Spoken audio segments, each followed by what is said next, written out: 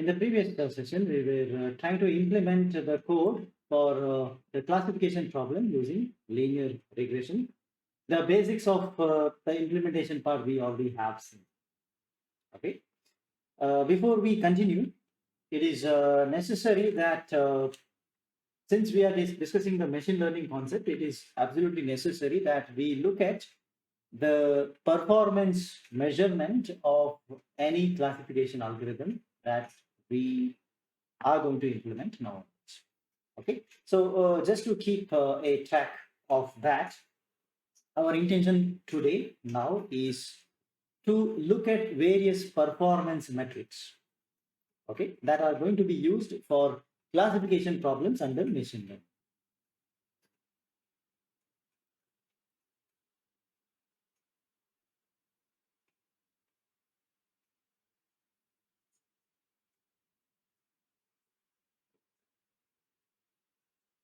Performance metrics.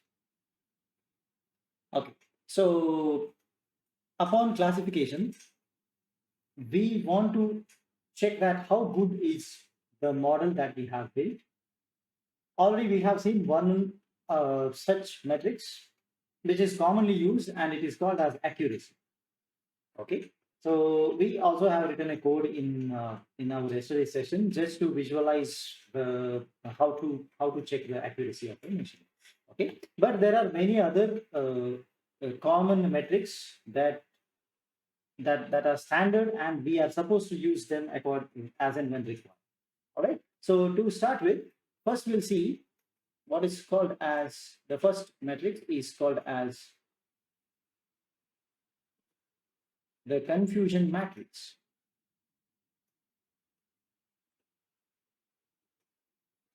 Okay, so this is one of the very intuitive and easiest, okay, one to analyze my model. Let us assume that we have two cases. All right, so we are doing a classification problem, binary classification problem. Let us say it's the prediction of a disease, right? I have patient's data, I give it to machine, and I ask the machine to make a prediction. Okay, so let's say 1 means, right, the patient has a disease. Okay, let's say 0 denote no disease.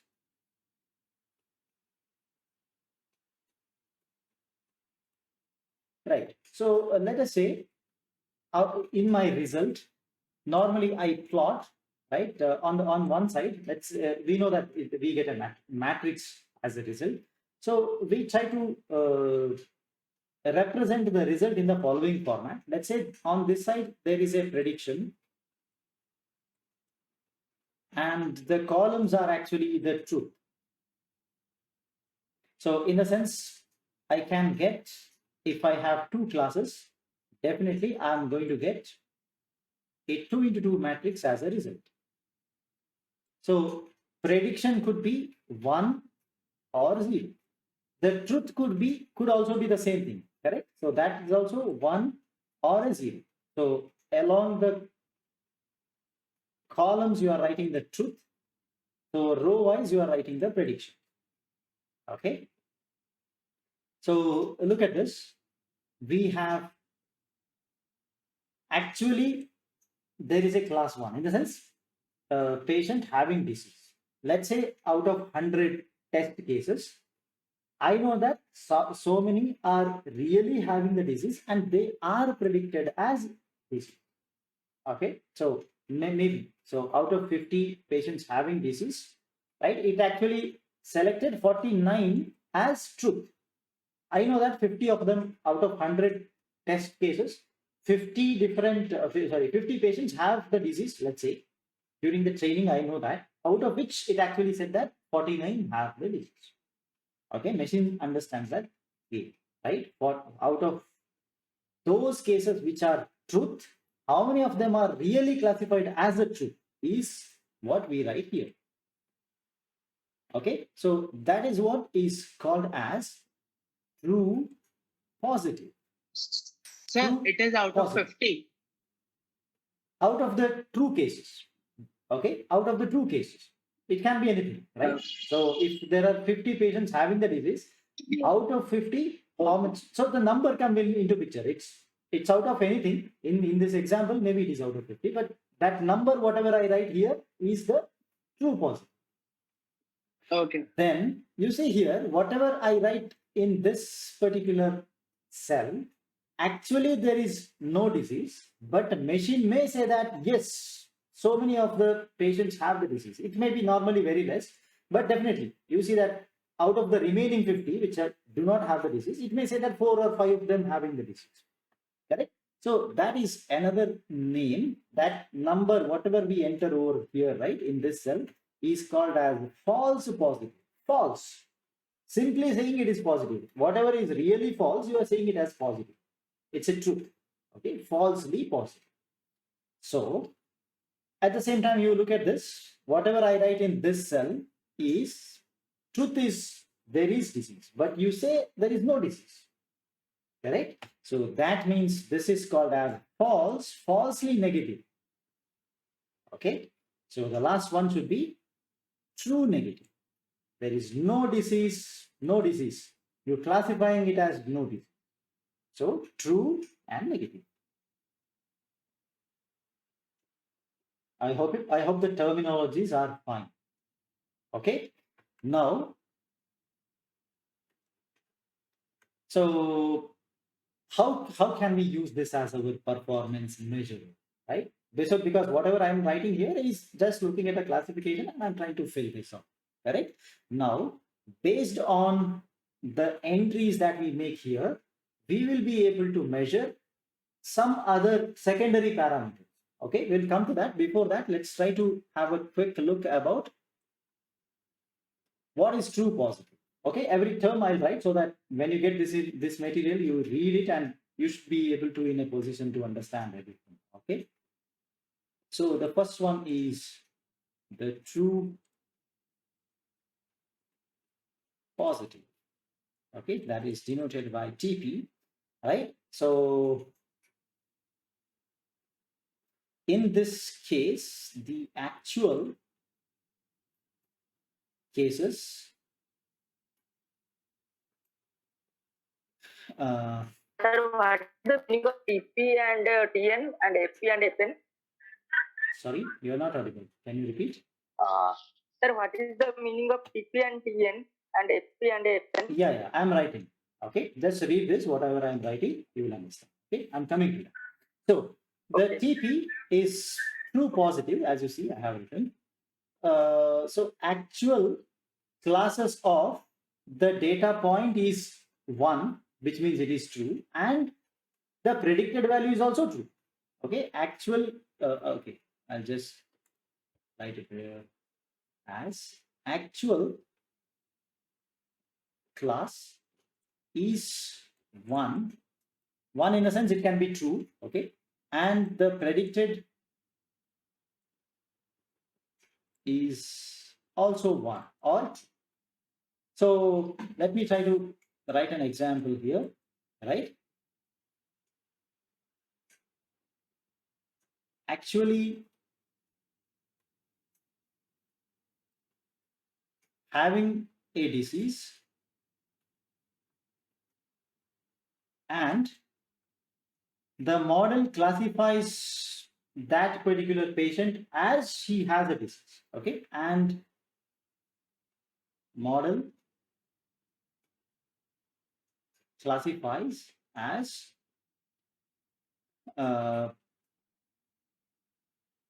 having disease, right? So that is called as a true positive. Somebody who really has a disease, and when you give that test sample for testing, model predicts that yes, he has a disease. So true and positive. Positive in the sense he actually has the case. True means machine's classification is also the same. Okay, true is a correct one.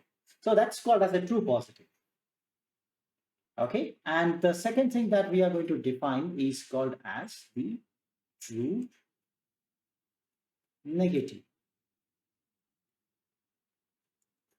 So this is denoted by Tn in our confusion matrix. So what do you mean by that? So in this scenario, actual case, right, is false. Actual class is false, but the predicted as a true.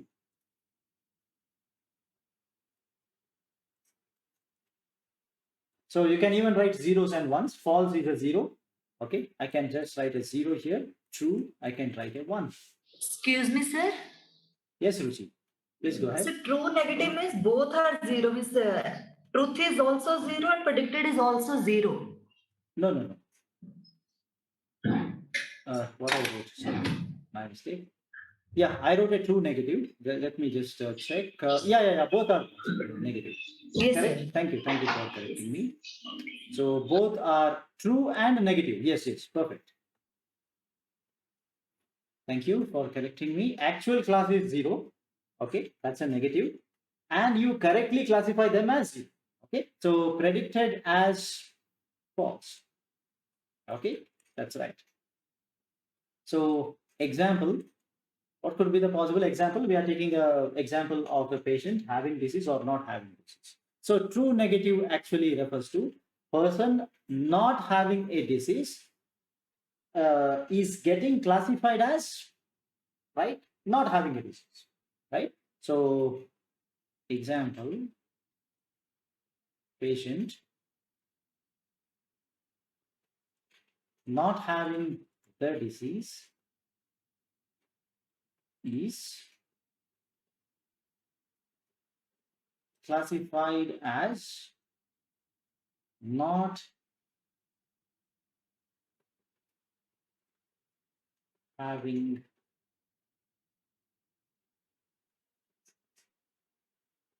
disease. So whoever is not having a disease, is the result is actually negative, means true negative. All right, so that's a true negative. Let's go for the next case that is called as, it's a false positive, so denoted by FP. So false positive. Actual class is false. He has he don't have a disease. But when you do the test, result says that he has a disease. Okay, so actual class is a 0, but classified as 1 by the machine. Right? Example, patient who is not having a disease, not having a disease, classified as having the disease. So falsely you are saying positive. Okay, that's a case called false positive. Then one more case that is called as false negative, denoted by Fn in the matrix, confusion matrix. So falsely negative, right, are cases where actual class is true, but being classified as no. Okay, so actual class is 1, but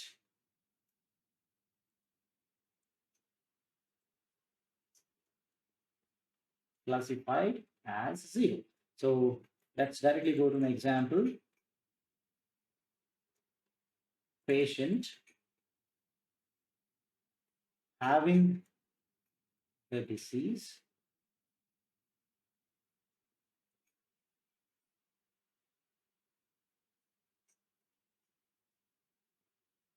being classified as not having the disease. Right? So these are the various possible cases. Now, let me go back to the confusion matrix again. So this is how the representation works. Now, depending upon what type of data set I am dealing with, so we are always okay with the true positive and true negative. This is what is required and we get those values over there. But the false positives and the false negatives are to be lowered, are to be minimized, because that's error, right? The error comes into picture when you have the false positives and false negatives in your system's classification. Okay, but reducing it, again, this has been observed. Okay, I cannot prove it by doing some maths right now. What has been observed by doing various researchers is that reducing both false negatives and false positives simultaneously may be a very tough job. It is something like impossible. You can try to minimize one of them at a time. So depending upon the problem that you face, you may try to reduce either false positive or the false negative. Under what condition, which one you do, I'll try to demonstrate that. Okay, how to decide which one to be used at what point of time. Let's try to analyze that situation now. Okay, so the first point I want to write is about minimizing the false negatives. All right, let us say we are having a patient data set, out of which, let's say 100 patients are there in my data set, out of which I can say that only 5 of them have a disease. Okay, very less. Only 5 out of 100 have a particular disease, right? So I know that whenever machine actually classifies, machine actually does the classification, since majority of my data is saying that 0, the patient has no disease, there is a tendency that it may make a mistake and say that falsely negative for those 5. It is just because I'm training with more samples of patients having no disease, correct? So there is a tendency that machine makes a mistake among those 5. Those who are really having the disease, machine may say that they don't have it. Are you understanding the point? So this is a situation where you have to look at the minimizing of the false negative. False negative because only 5 of them have. Out of the 5, you don't want to make a mistake and say that those who have the disease, you should not say that they don't have it. By all means, if you look at the accuracy, because even if I look at the accuracy of this model is 95%, because definitely it has learned a lot, saying that how to identify a person not having a disease. It has learned, because 95% of my data set contains that. Only 5% is having the disease. So definitely if you do the accuracy calculation, I'll come to the accuracy calculation after this. But the one measure which we have used earlier, right? The number of correct predictions divided by total predictions, there is a possibility of only 5 making a mistake. So 95 by 100, it will definitely 95%. Accuracy if you use, you will say that yes, my model is very good. But you see, out of those 5 which actually have a disease, if you make a mistake saying that they don't have a disease, right? That should not be a case, right? So under such scenarios, we are supposed to minimize what is called as the false negative. Okay. So identifying a person having a disease as not having a disease, right? is what we are supposed to look at when we say that minimizing the Fn. Okay. So that's called as a minimization of Fn. Let's go to another scenario where I want you to look at when to minimize the false positives. Okay, let me take another example. Let me say I have built a model which actually scans each and every mail that is coming to my inbox. Okay, let's say it has again two classes. I just want to categorize my incoming spam, incoming mails as spam or not spam. Okay, and I'm actually waiting for one very important mail. Okay, but what it does, it actually identifies that as a spam. In the sense, it says it is a spam, though it is not spam, and it's a very important message. Okay, so you see that I should reduce the false positives in this scenario. Okay, so there is a balance that you need to do normally whenever you go ahead and do the implementation, right? Which will be taught to you step by step, right? During the whole process. So, but since we have these terms coming at right away, we are going to, whenever I bring the confusion matrix next time, you should be able to understand what exactly are those values. That's our motto for the, that's why we are bringing these terms right now. But how to minimize, how to make modifications, etc., will come step by step. We will not jump into that right away in today's session or maybe in the next session or something, but it will come gradually. You will be introduced to that in a step-by-step manner. Okay, so any doubt about the confusion matrix? Please go ahead. So please explain this minimizing Fn and Fp. Minimization of Fn and Fp. Okay, so depending upon what problem you are trying to face, you are trying to solve, or on what type of data set you are building a model, you may either have to minimize one of them. Okay, minimizing the false negative or minimizing the false positive. Why exactly we are looking at false negative, false positive? Why not the other two? Other two are actually the correct answer. We are not worried about that. We are basically worried about these two because they are the errors. Okay, so false positive, you are trying to reduce the falsely classifying as a positive. Okay, and in the sense, you look at the example I have given, right? The false positive is, though my message is not a spam, it is classifying it as a spam, right? So I want to eliminate. Similarly, false negative is a scenario which you want to reduce whenever you are looking at a disease. Somebody has a disease, you cannot say that he has a disease. He has no disease. He actually has a disease.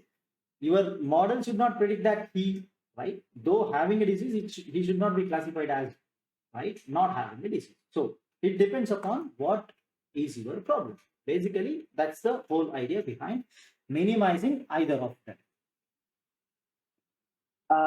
So one question, Sure. that we can minimize the error, right? But we cannot do it fully, like zero, Right. right? Correct. Because in machine learning, we cannot go to the zero, right? Correct. That's And right. the second question is that you tell us how we have to minimize one of them, like minimizing Fn or minimizing Fp. So we will do it practically, right? That we will minimizing both of them. Right. It will be seen. Okay. As I told, gradually it will be Okay. introduced. Right now, today or tomorrow's classes may not be discussing about It's just a that. theory class. Oh, Yeah. no problem. Okay. As of now, this is just since those terminologies are brought today, I just have to discuss a little bit more about that. That's why I told the details of. Okay.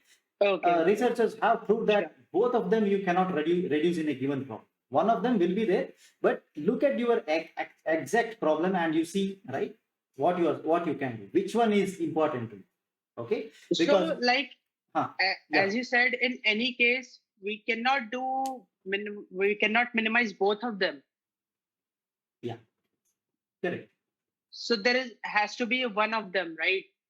Yeah, this is what That we you need come to to know from the identify. research. Yes, yes. Okay, okay, Right. okay. So it's something like take a case of the patients, right?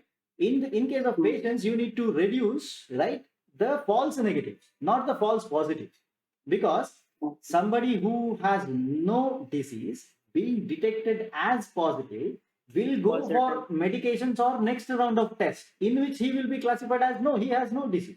It's okay, fine.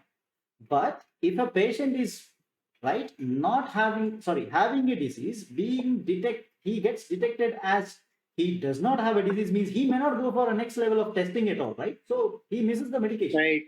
So that's what's the problem, right? You have to look at which is the data, what type of problem you are solving. Okay, look at the problem and decide which one you want to reduce. Is what is the whole point.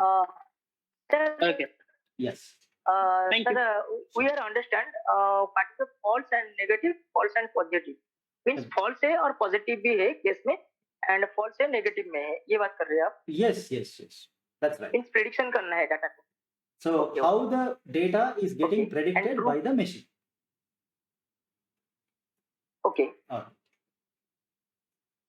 Okay. And true positive and true negative. True positive भी है, true है but वो negative है. Negative. True positive, true negative. Similarly, false positive and false negative. Okay, these are the 4 types in which machine can predict, out of which 2 are correct answers, 2 are wrong answers. 2 of them are errors.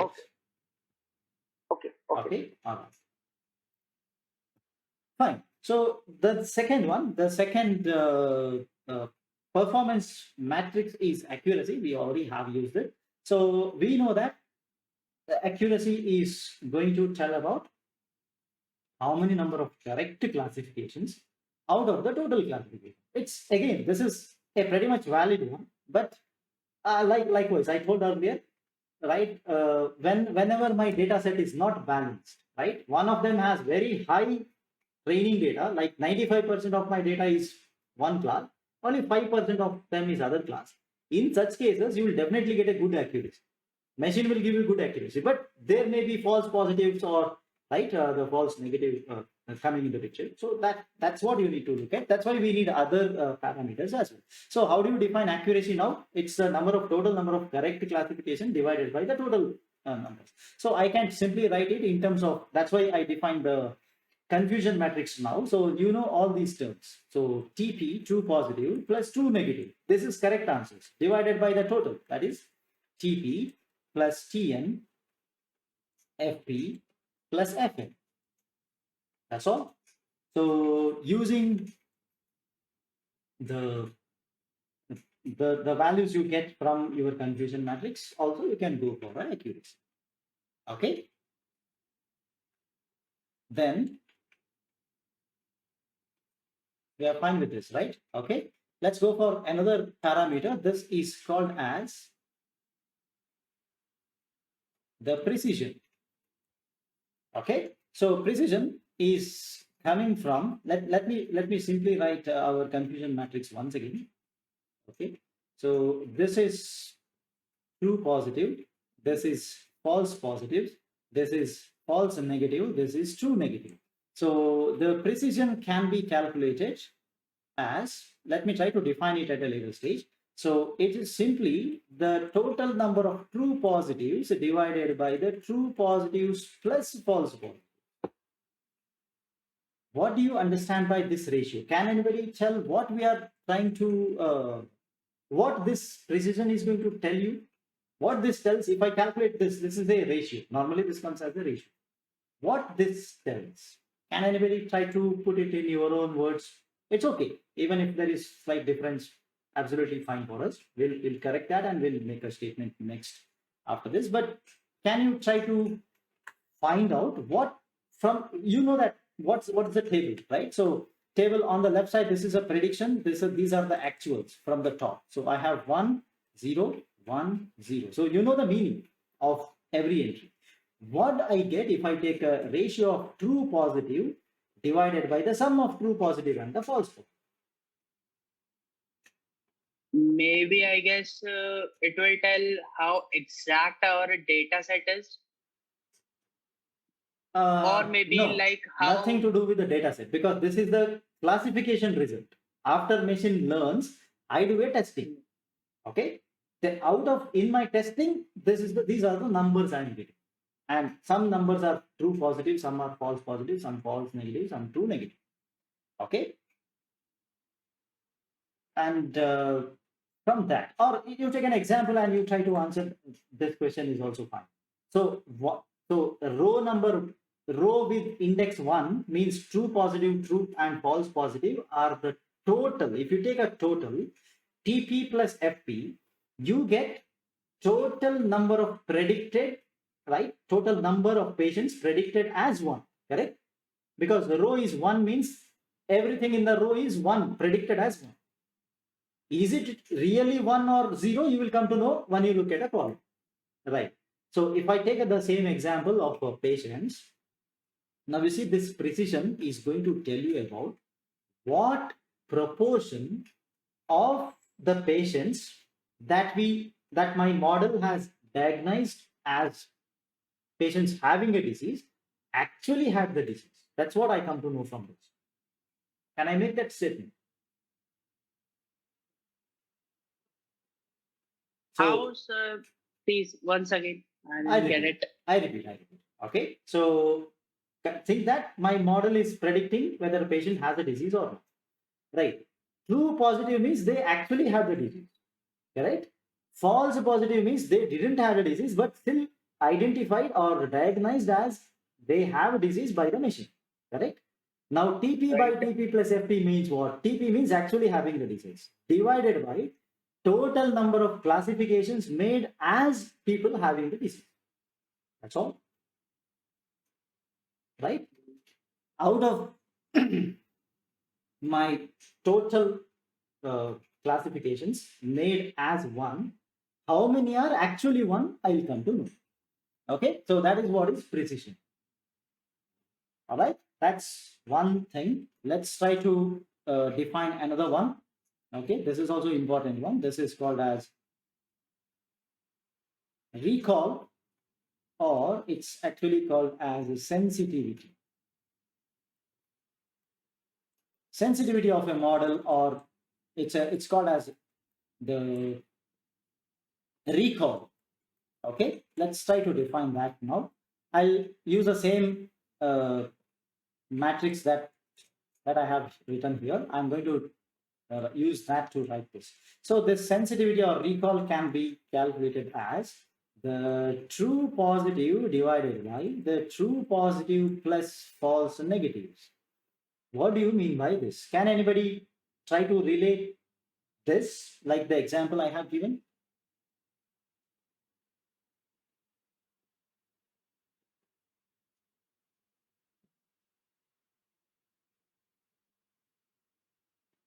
Look at the column. Now I'm actually talking about the first column.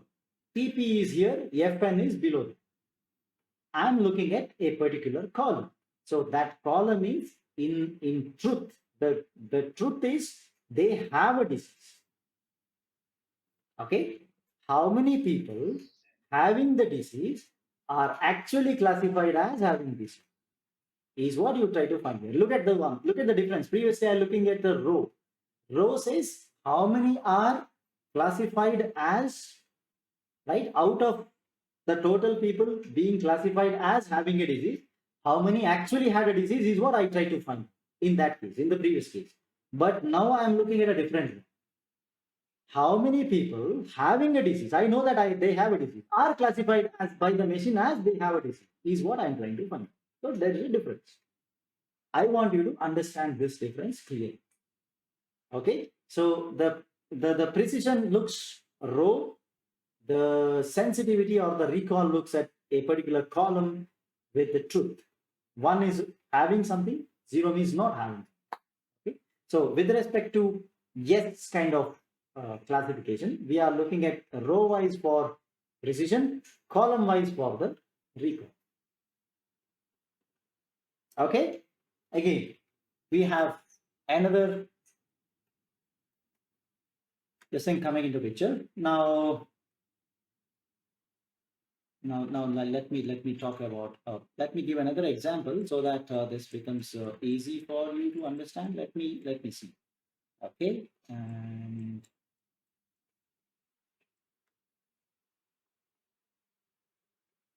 okay, now what's the difference? Let's see. Let me try to give another example over here just to make things clear.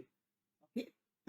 Now the precision is actually talking about how precise is your machine, in the sense, let us say there is only one person having a disease. In my test case, I have 100 test samples, out of which only one has a disease.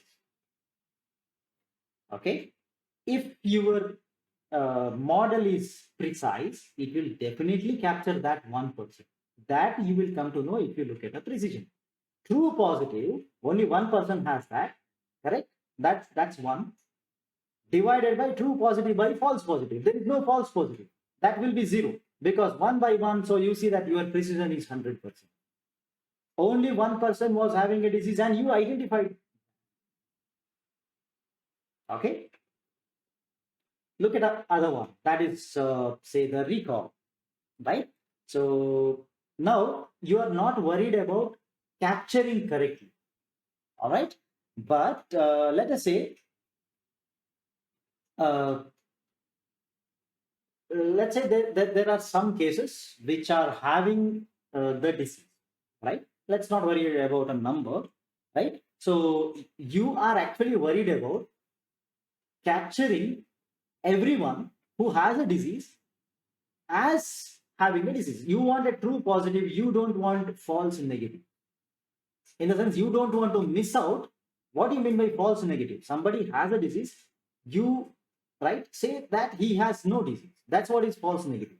Now you see, you don't want to have a false negative in your calculation. You want to minimize this, right? You want to minimize this, then only the recall increases. So recall is a measure to make sure that, right, how many having a disease, right, are actually classified as having a disease, right, with less number of false negative. False negative is reduced, means recall is increased. That's what you see from the equation. Okay, whereas precision is a different way, right? Out of the number of people who actually have a disease, you don't want to have a false positive. Not having a disease should not be classified as having a disease, right? But you want to get whoever has a disease to be present in that. So that's why the TP comes in both of the equations. False negative and false positive, right, are used in different ways to define what is called as a precision and recall respectively. So there is a difference.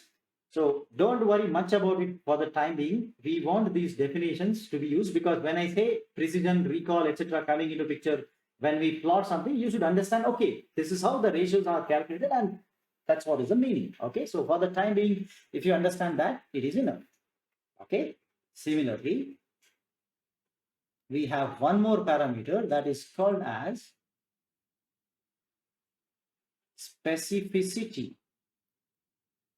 Again, looking at the same confusion matrix, specificity can be calculated as true negative divided by true negative plus false positive. Right? So if you see, I'm looking at the second column. Okay, true negatives divided by true negatives by false positive. So this is something like what portion of the patients that are being tested did not have the cancer were predicted by the machine as not having the disease. So true negative, really they don't have it, divided by true negative by false positive. Okay, so they don't have. False positive is a mistake, right? So the second column is what you are looking. So since it is belonging to actual class 0 on the top, it is negative. Okay, true negative divided by true negative plus false positive. Okay, so these are the various parameters we use, and there is another one, okay, which actually uses the combination of true positive, true negative, etc. This is actually called as a F1 score. All right, so F1 score is basically calculated by using this equation. So 2 times precision into recall divided by the precision plus recall. If you look carefully, the F1 score is the harmonic mean of precision and recall. 2xy by x plus y is the harmonic mean of x and y. Okay, so some of the cases we can even use the F1 score as one of the performance measuring metric. Okay, it's a harmonic mean, because normally if you have two numbers which are very far away, right, this is something like maybe let's take an example in which I can say the precision is, say I'll write a P, precision is just 3%. Let's say that the recall is 100%. Maybe I want to use something like the one which is, if you take say the accuracy normally comes around somewhere middle, maybe 52% or something. If that is the case, right, 52% of this machine, right, the model predicting, if I say accuracy is 52%, then what I can say is, right, this is maybe if I'm saying that accuracy is 52%, you look at the precision is 3%. So precision is less means what? You just go back and check what is the precision. True positives are less. Okay, true positives are less. Numerator is less. That's because of there are too many false positives. For example, this is a scenario which we face when we try to build a system that predicts spam or not. 52% is your accuracy, means every 50% of your incoming mails are classified as spam by your system, which is actually ridiculous. It should not be a case. So the system is very bad. The model we built is very bad if this is the scenario. Precision is 3%, accuracy is 50, accuracy comes to 50%, means 52 of them are actually correct. Remaining part is right, almost 50% is wrong. Your mails are 50% of your mails are being classified as spam, though they are not spam. That's what is the meaning of this. So it should not be a case. So I need a I need a score that actually tells about how good is your system by just looking at this, because there is a recall says 100%. Look at the recall. So there is no false negatives. That is fine. Your actual sum of the mails which are coming, there is no false negative in the sense, right? Your actual mails are not being classified as spam. That is fine. Okay. But my problem is that spam should be classified as spam, not spam should be classified as not spam. That's not happening here because precision is just 3%. That's what is the meaning. So I need another, because you understood the problem, right? If you have a doubt with what I'm saying, just tell me, I can repeat. Precision 3% means there are too many, right, false positives. The actual mails are being classified as spam, which is a big problem. Every time you need to go back and say that, no, this is not a spam, bring it back to my inbox. That's what. Recall 100% means there is no misclassification that is happening for your actual messages. So that is not my intention. My intention is to look at the precision. So precision should go high. But in order to, when under such condition, precision is low, recall is high, means I should understand what is happening. So for that purpose, you use F1 score.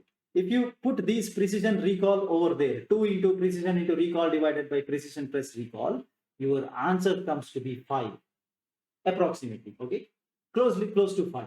Now that number tells you, right, what is the problem? That number is less means you see you have the problems. Your true positives, right, are fine, but your false positives are very high when it comes low.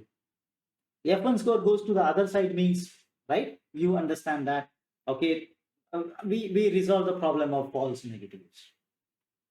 Okay, so that is the significance of the F1 score. Anyway, so this is just an introduction. Don't worry about this if this is complex.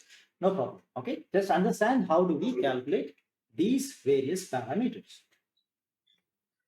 Sir, Okay. what is the sir, can you repeat this P value 3%, SSC value? Is this the 5% or 52%? So this is 52. Okay, accuracy, if you calculate, accuracy is the simple mean. So 100 plus 3 divided by 2. That is why you calculate accuracy. Okay. Precision is 3% means, right? You have false positives. In the sense, your mail is not a spam, but it is making most of your mails as a spam, which is a bad model. That's what is the meaning of this. Okay. At the same time, for the same model, you make it recall as 100%. Doesn't make any mistake over there. In the sense, your actual mails are not being classified as spam. Okay. So correct answers are there. False negative is not there. Whichever is spam, not being classified as not spam. That is there. That's what is R. Recall is 100% means that. Okay. Look at the equation above this so that becomes very clear. Now the problem Sir, is that, SSC, yeah. sir, SSC could you again repeat, sir? This is accuracy. 3%. Accuracy. Accuracy is equal to simply 3 plus 100 divided by 2. 3%, 100% divided by 2. It's a midpoint. Okay, So okay, got the it. midpoint is not a good way to represent this whole model, right? Because midpoint says that 52% is accuracy means only 52% of my mails are correctly classified. It means there is 48% mistake, right?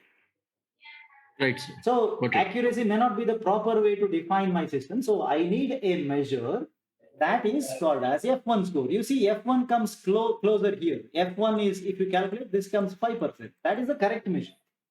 That's what I'm trying to tell you why the F1 is needed. That's all. Okay. So for the time being, I want you to understand this is how the F1 score is being calculated. That's all. So F1 score should be like not less than 5%, like that, sir? No. F1 is calculated using this equation. It comes 5. That's all. In this problem, which I stated, so 2 into precision into recall. 2 into precision, 3. Recall 100 divided by 103. You get approximately 5. That's how you get, I'm telling you. That's all. I'm not going to put any condition on my F1 value. F1 can be anything. But how do you calculate that? I just mentioned. Okay. So precision will be more than accuracy will be more, right, sir? So accuracy is the midpoint. That's all. Accuracy is the central value, average. Correct? 3 plus 100 divided by 2 means what? You are finding the average. So the point is, average may not be the proper metric all the time. So you may need something else. So one solution is F1 score. That's all. It's a harmonic mean. So accuracy is arithmetic mean. F1 score is a harmonic mean. Okay. So from basic mathematics, we can conclude that. Sir, for a good model, F1 should be high. Yeah, again, you see, it depends on what problem you are facing. But yes, in this case, it should be high. Okay. Should be high. Yes. Okay, sir. Sir, please scroll down. Take a screenshot. Okay. थोड़ा नीचे करिए sir. Scroll down. Sir और उसका before the chapter. Sorry. उसका before थोड़ा screenshot लेना है sir. Okay, this is the top.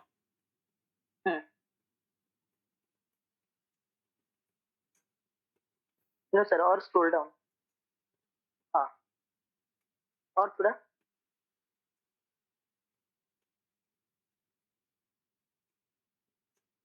Yes sir. Yes. All right. Okay. So we have defined this. Then going ahead, we have now if you want to visualize something on your screen, right? It's something like can I see these numbers are giving you some information and we are okay. We are fine. Sometimes it becomes more easier if you are able to visualize something in the form of a graph. So can we bring some of the graphs so that we can understand what is happening, right? How good is my model? Can I try to understand that by using some kind of graphs? So the answer is yes. Okay, so this is something like, okay, let me try to.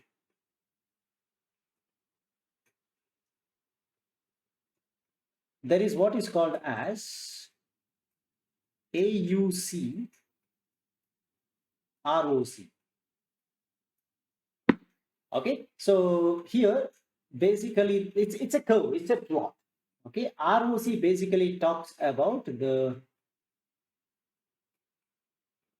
receiver operating characteristic. Okay, receiver operating characteristic, and the AUC is area under the curve. All right, so to measure something related to ROC and AUC, we need two things which we already know. One is a true positive, that is, I'll write once again, TP divided by TP plus Fn. We need false positive, that is FP, that is equal to the false positive divided by FP plus true negative. Anyway, these equations are already discussed. So now you can try to define the various amount of threshold for your classification. Could be something like, if I start with say 25%, so maybe a probability more than 25, you say one class, less than that other class. You can slightly keep on increasing this 20, 25, 30, 35, 50, 55, up to 100%, let's say. So maybe I just gave an example of a probability, but it can be true with various levels of threshold. Various parameters can be defined as thresholds. Okay, so under such scenario, maybe you want to change the threshold values continuously and measure some, get a plot out of it. Okay, get plot what happens to your true positive versus false positive when you keep increasing the threshold value. Threshold is based on, is a parameter, that's all. Okay, so let me try to write one point here. So the ROC basically represents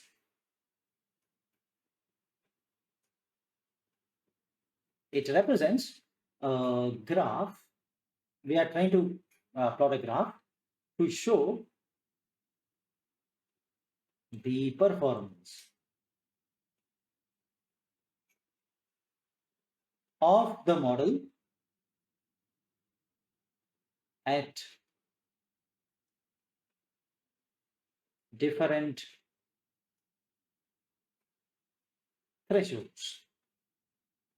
Right. So what we are plotting, we are always plotting the true positive along the y-axis, false positives along the horizontal axis.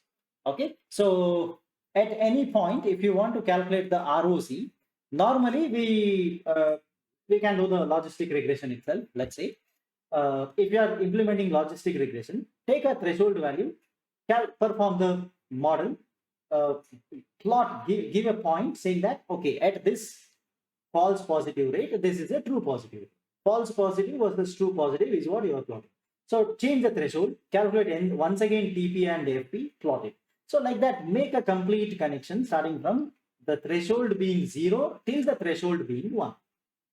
Okay, you get many number of points, connect all of them together to get what is called as the ROC.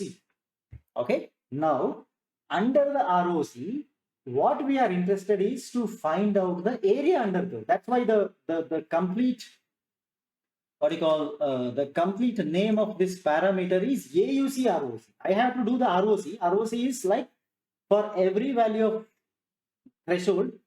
So for a logistic regression, it can be 0 to 1. I keep changing the threshold value 0, 0 0.1, 0.2, 0.3 like that. I keep increasing. For every value, I calculate true positive and false positive. Point, make a point on your graph. Next value of the threshold, one more point. Next value of threshold, one more point. Like that, you keep varying, right? And every point you get, you connect them all together. That is ROC.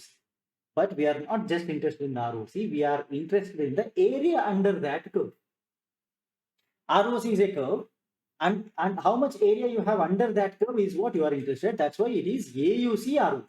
ROC is clear, right? Now I'll talk about the area under the curve. So let me try to write one point here. This is example. Okay. To calculate a point on the ROC curve,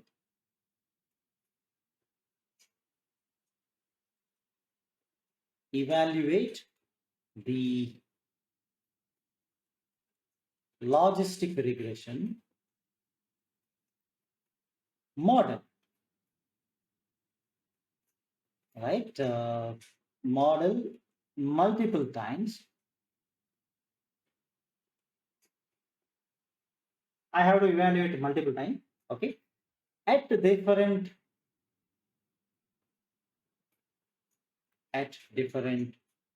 thresholds, right? Because if you remember, logistic regression has a threshold in it. More than 0.5, it's one class, less than 0.5, other class. This threshold can be changed as per, because in order to get these curves, I need to vary them. Okay, so as this is varied, you get different points. Plot all the points on your graph. Okay, now that is just ROC part. Let's move ahead. Let's look at what is called as AUC. AUC basically talks about the area under the ROC curve, right? So as the name suggests, I have a plot called ROC. I am interested in finding out the area under that curve above my x-axis. For example, let me try to plot something.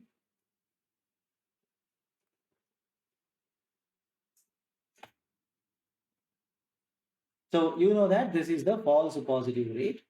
This is the true positive rate. Whenever the threshold is 0, maybe I have a point here. Whenever the threshold is 0.2, 0.5, 0.8, point like that, I get various values. Now you see, if you connect this, all these points like this, so this curve is called as the ROC curve. Okay, now what you are interested, you are not interested in the just curve, you are actually interested in this area under the curve. Okay, so that is what is AUC, right? So you see, AUC is going to calculate the performance of your model at every interval or every value of the threshold.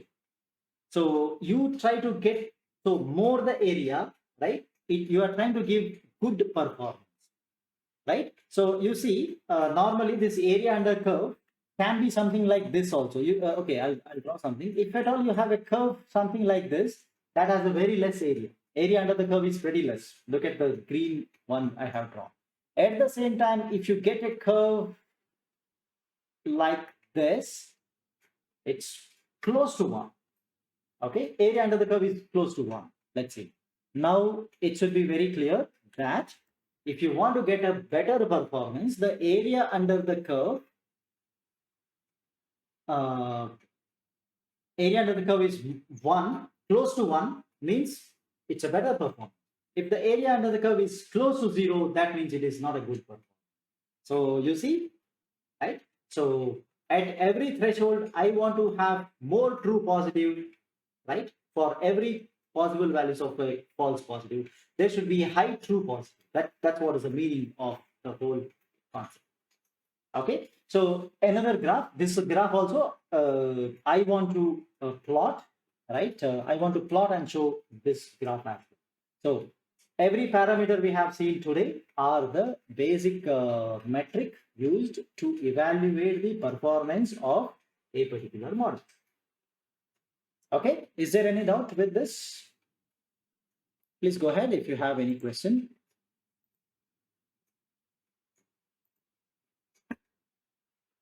Okay, so let's go back to the coding part. This is the same what do you call, yeah, this is the same collab file which I was using yesterday. Okay, only change the name to, yeah, I just have changed the name to today's date. That's all. Okay, so I think we just need to, okay, it's not connected. So for that, I need to, what was the name of the file? Okay, social network. Okay, so we need to add the file once again because it was disconnected. So I'll just add it.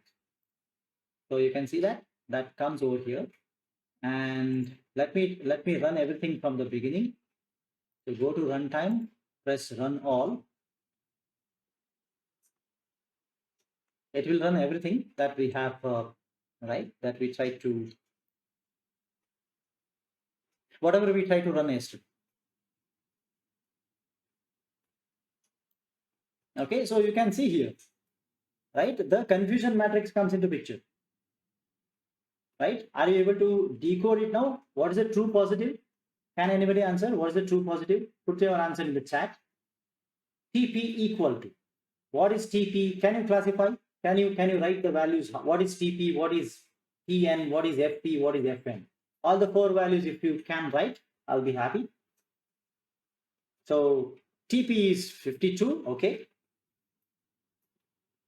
Then FP, false positives.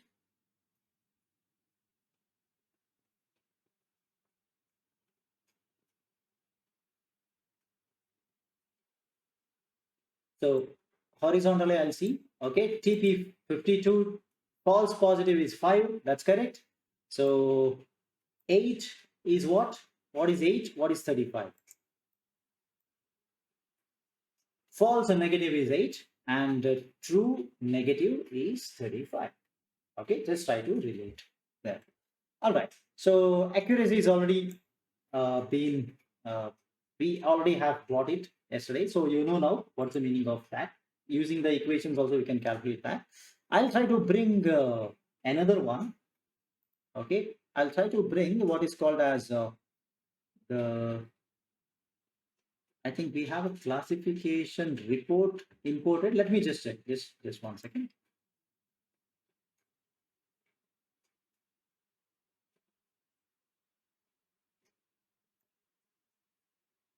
We don't have a classification report imported, right?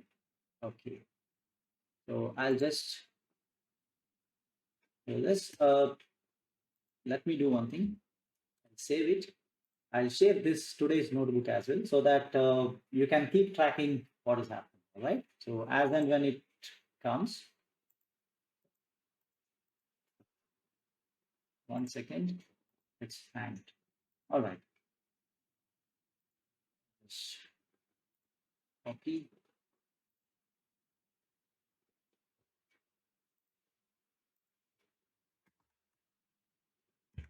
Okay, so the link to today's notebook is there.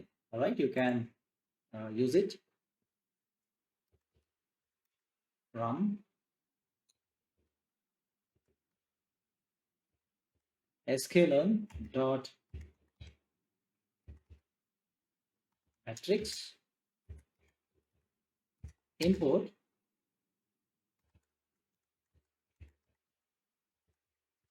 the classification report.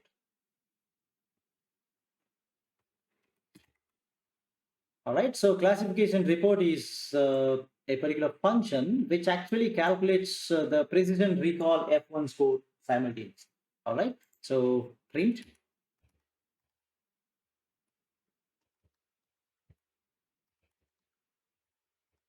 the classification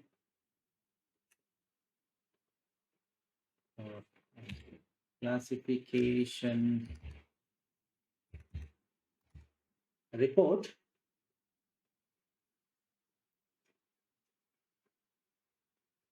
of, you have to tell what's your test data, that is y test comma y predicted. Okay,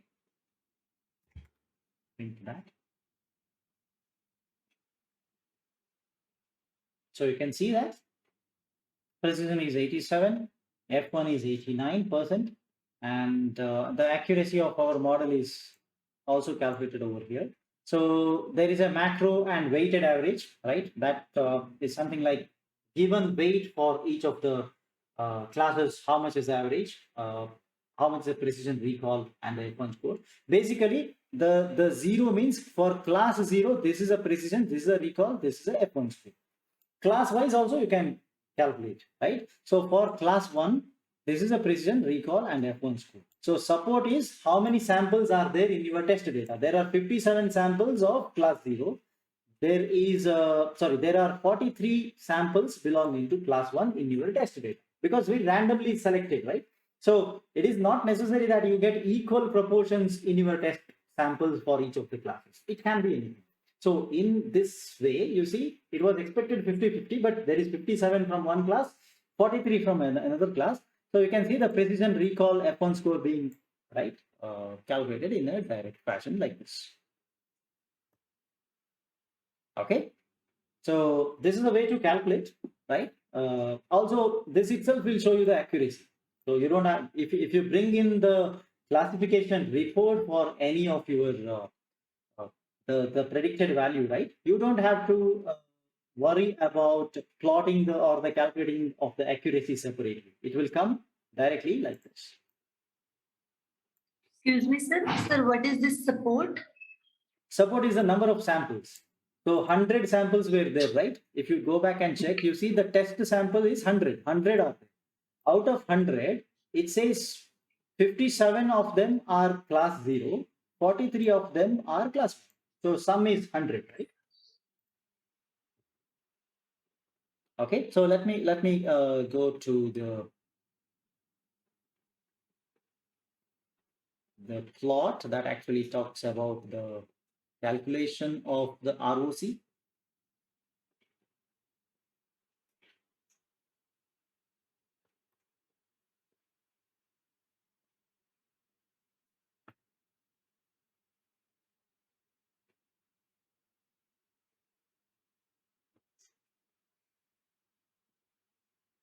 So let's go for the AUC ROC curve. All right.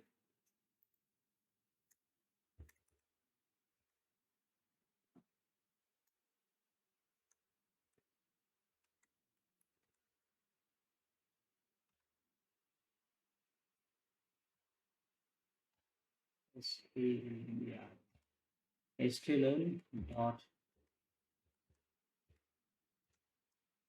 fix into RAC. We need to bring in the ROC curve.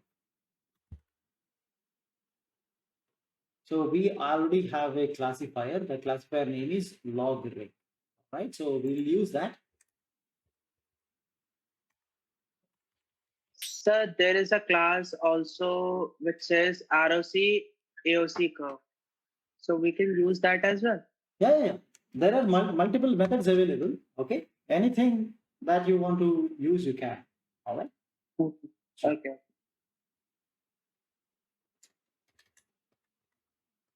Log reg dot.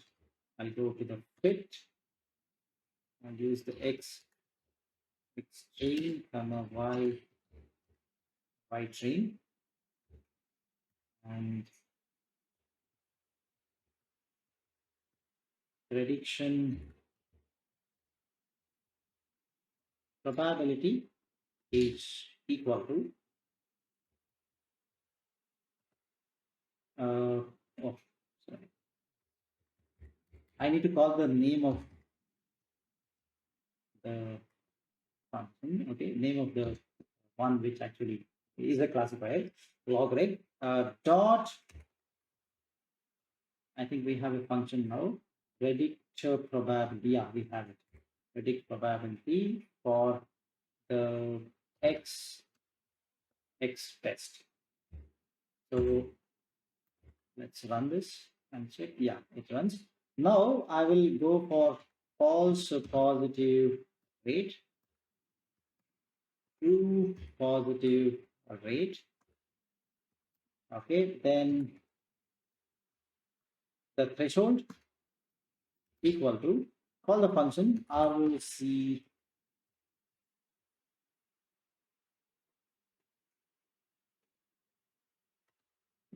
ROC curve. You need to pass y test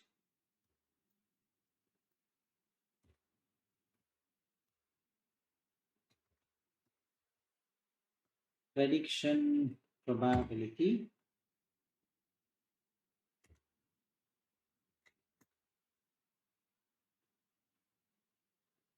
of everything. Okay, I don't want. Okay, let me check what I did. All right. Then what is a positive label? I just have to mention. Okay, POS label. So that is equal to positive means it is 1 for me. Okay, so that's why I'll try to write like this.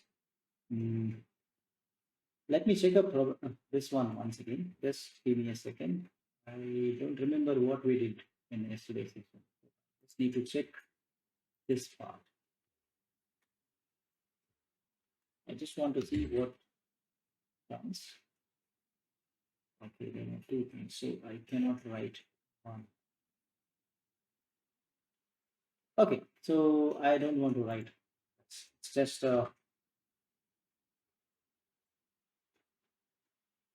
prediction probability and test data. Okay, I get that. Then run this. Y should be 1D. Okay, that's why I think I wrote 1 over there. Okay, let me try to replace that.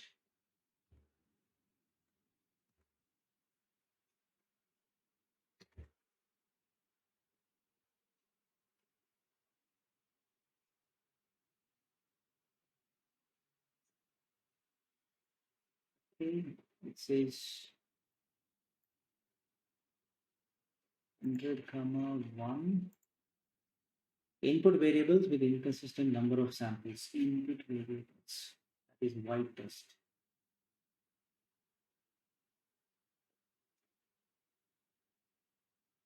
Just give me a second. Let me try to write.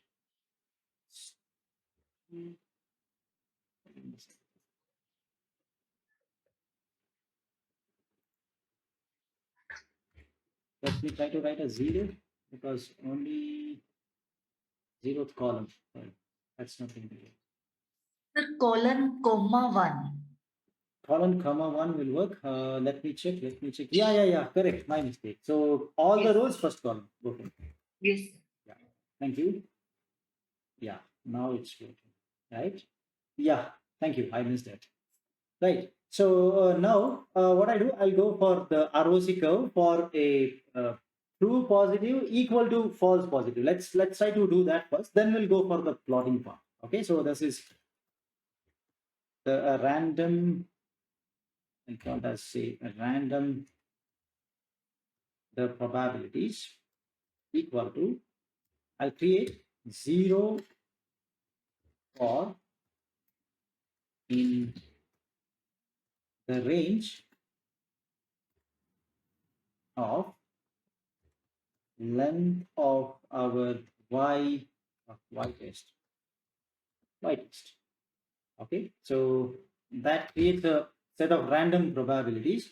Now what I do, I try to create the ROC curve for these probabilities. Okay, so that is I call it as it's a for a random one I'm trying to calculate. So I'll give a random name for this, maybe okay, FPR2 TPR2 it actually returns even a threshold, but when you don't worry what comes over there, simply put an underline. You are not going to capture that in any of the variables. Okay, so this facility is actually copied from the MATLAB. MATLAB also supports in the same way. You don't want to capture anything, simply put a dash over there. Okay, ROC curve y test Okay. Why this? So why the dash again, please? Why may see actually it returns what is called as a threshold. You can see I can put a value, I can put a variable name over there, so the threshold values are captured into them. But if you don't want to capture anything, you don't have to put a variable name over there. Simply put underline, okay, underscore. That means nothing will be captured. Only these two will be captured. Okay, from that particular function, it may return multiple values. So only first two will be captured. After that, whatever comes, it will be neglected. You are not going to use it in your code, means you don't have to capture it. Okay, so that's what is this. Then random probabilities, cos equal to 1. All right, so that calculates. Now we are ready with this. We just have to plot it. So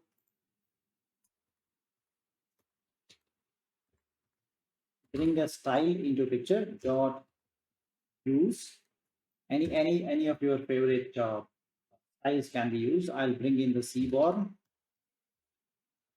Okay, then ELT dot plot.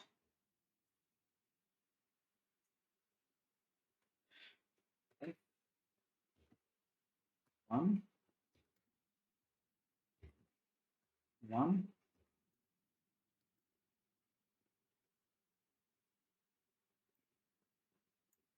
Do I need any other values? No, let me try to bring only this much. Let's see. Okay. I just want to close this. All right. Okay. Then PLT dot plot. FPR2. PPR2. I think better I bring a line style. Okay. Otherwise, it may become difficult. Okay, let's do that later. Let's see what it automatically plots.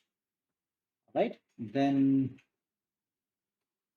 plot this thing plot. Okay, that's fine. Anyway, I know that this is going to be curve. So the straight line what you see here is the curve for equal y equal to x, in the sense horizontal axis is the false positive, and on the other side it is true positive. When they are equal, this is the one you get, which actually says 50%. So the area under that curve will be 50%, right? But what you have obtained, your area under the curve, under this curve, the blue colored curve is right more than what you call more than 50%. It's coming closer to 100%, right? Because a small portion of the curve is missing, having subtracted. Otherwise, if you see, if it comes like 1, like this, a rectangle, it is 1, means 100%, right? It's a good machine, but now you know that it is not 100%. Accuracy is not 100. Accuracy is 87 for this machine.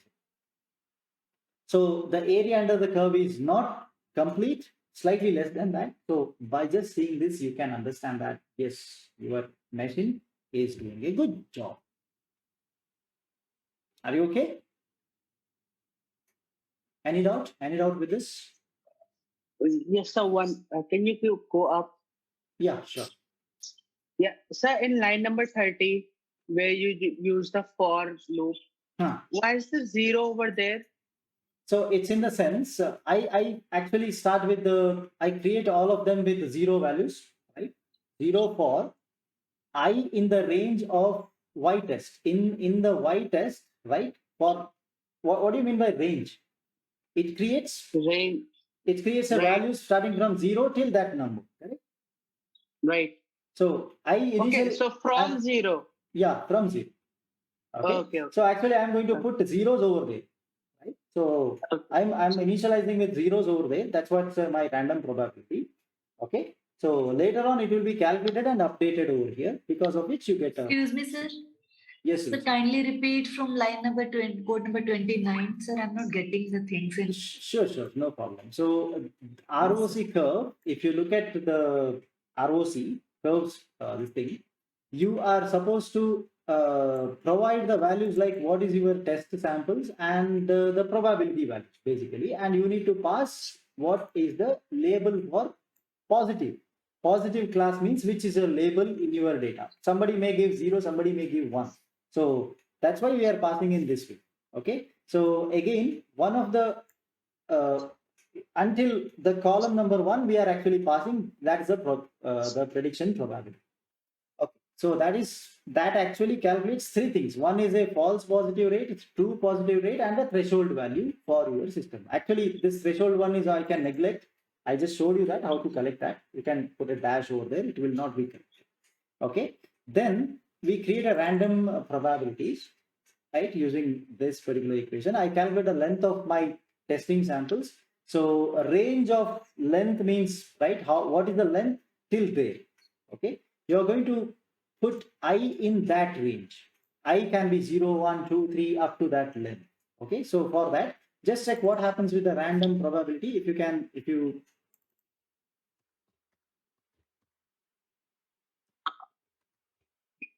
just check this. You see all zeros. I asked you to put zeros only, right? Put zeros over there is what is my question, right? I assume that probabilities are 0, so I'm going to put that as 0. So again, I don't know what is the probability. That's why I pass the 0 here. All zeros is what I am passing in the next line, right? Saying that I don't know what's the probability, you update. So ROC curve is calculated for the Y test with 1 as the positive label. That's true. That's true for my complete data set. Once I say 1 is my positive label, I have to use the same thing. So I just need these two because my graph is always y-axis is a true positive, horizontal axis is the false positive. So since my graph itself is that, I just need those two values. So the first case is called as first case is this graph. Again, that graph is not needed. I just wanted to show you that this is what is going to happen, right? When the false positive and the true positives are equal. Okay, y equal to x is that line. So you see, if that is the case, it says something like 50% accuracy. Your model is not good. You should have more true positives for every possible values of the false positive. Okay, so true positive is more. You can see my the blue plot comes like this. Says that yes, there is more true positive for even a lesser values of the false positive.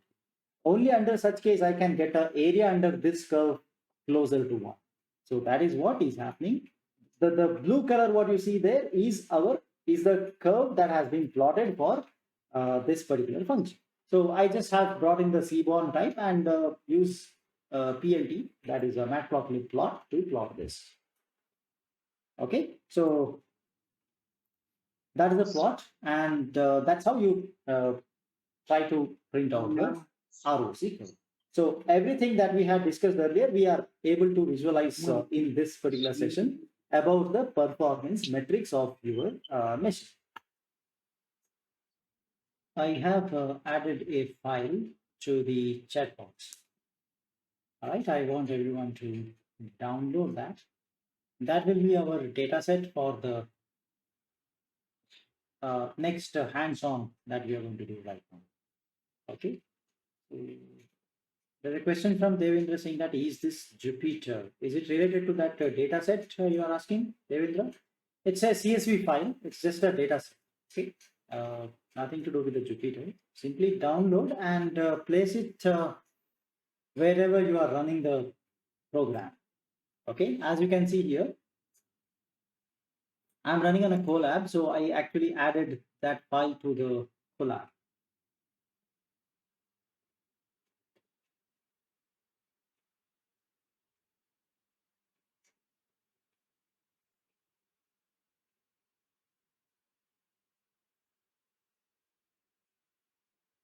Okay, so we are going to do the coding of that. Anyway, I have shared this particular link to the file which I'm writing now.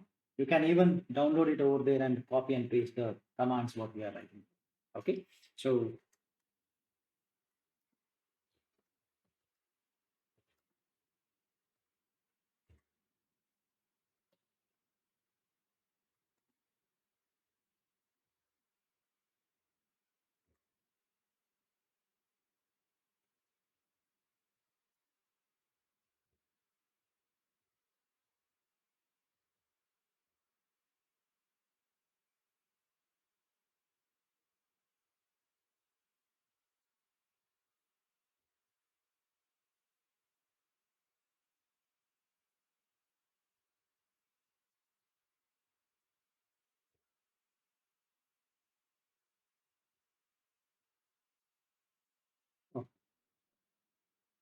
I see.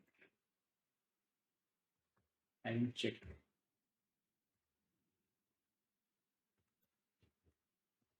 Import matplotlib without pyplot as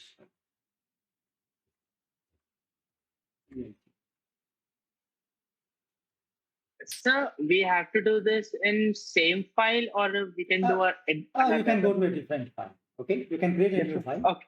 All right. So whatever we have done till this session was actually the continuation of yesterday's course. All right. So you can see that Okay. my file contains everything we discussed since the beginning of yesterday. Right. And this can be a new file, whatever you are doing. All right.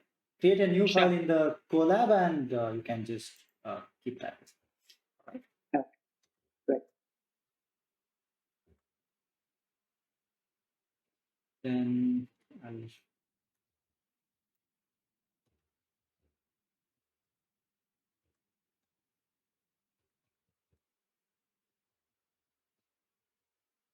SQLN model selection.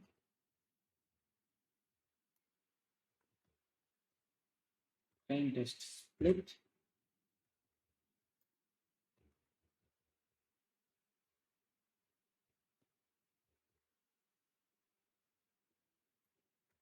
Linear model.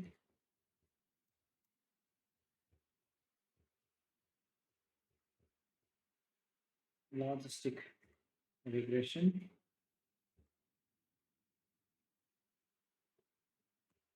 Okay.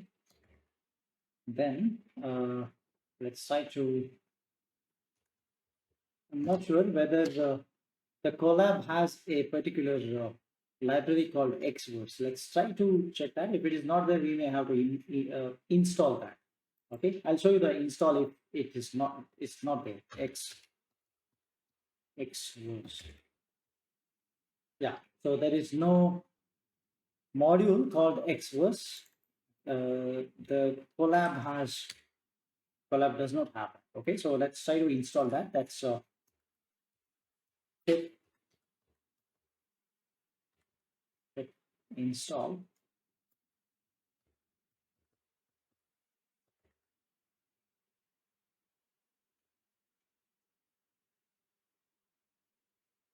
Okay, so it installs that particular one. Now I can, so the command you can see pip install Xverse.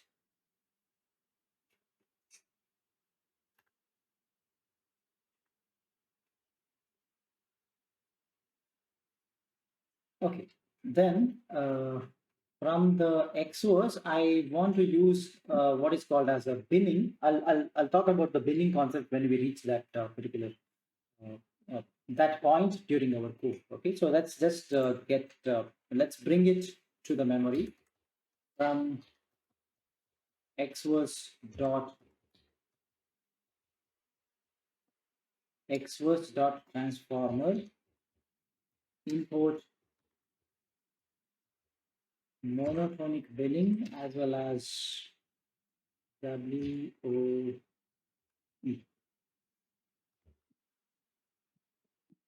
So what's this class do? So we have another type of transforming the data set into a different type. Okay, that's what will be done by the Xverse. There is a concept called as a binning. I'll show you the binning when we discuss that. Okay, so just bring it into the memory now. Sure.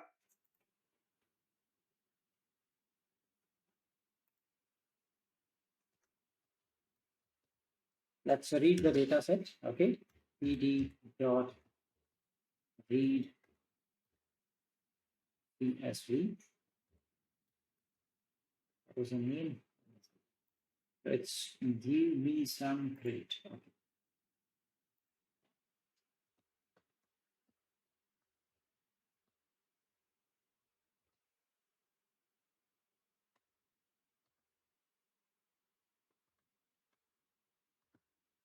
Can anybody open and see what is there in this particular file? And can you guess what is this? What classification is happening over there?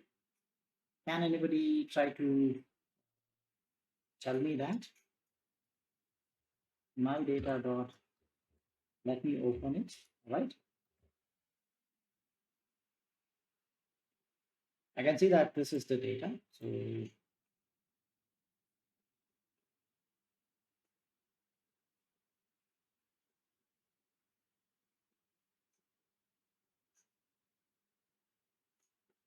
number of dependents, number of times 60 to 80, date, past, due, not yours. Okay, many columns are there. Can anybody suggest what this data is all about? It says that give me some credit. So something related to the credit, but what is this?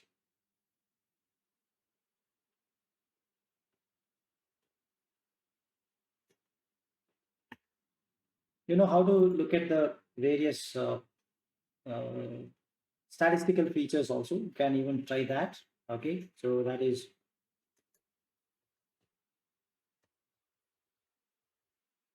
described, right? Any numerical column you have, you will get a complete details of that.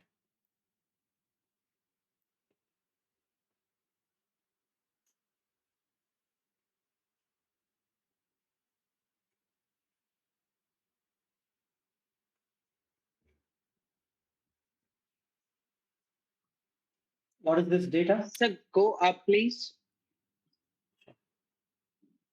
Sir, Yes. line 37. Can you please copy paste? 37. Okay. Yep.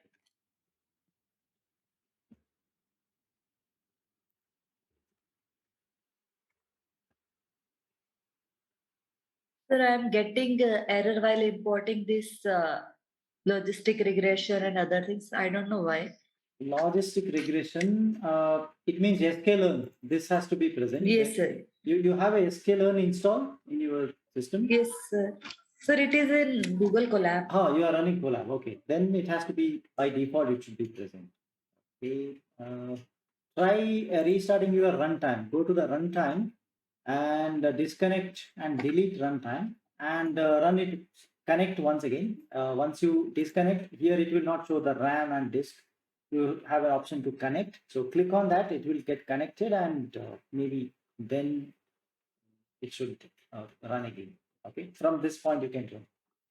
Try running.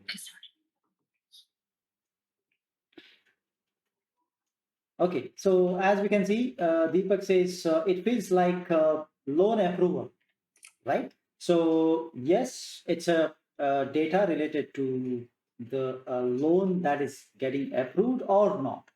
So which column you think is your classification data? Yes or no type answer will be there. So you have to decide out of these many columns that you have here, right? Which one do you think is our Y? Is what we are supposed to classify. So what is X? All other columns will be X. So just identify which is the Y. Sir, why I guess it's age. Age is Y. Yes. So see, we discussed just now. We were discussing that it is a data set saying that whether somebody applying for a loan will get a loan or not. So yes or no is my answer. How can age be your Y? Oh, okay. So,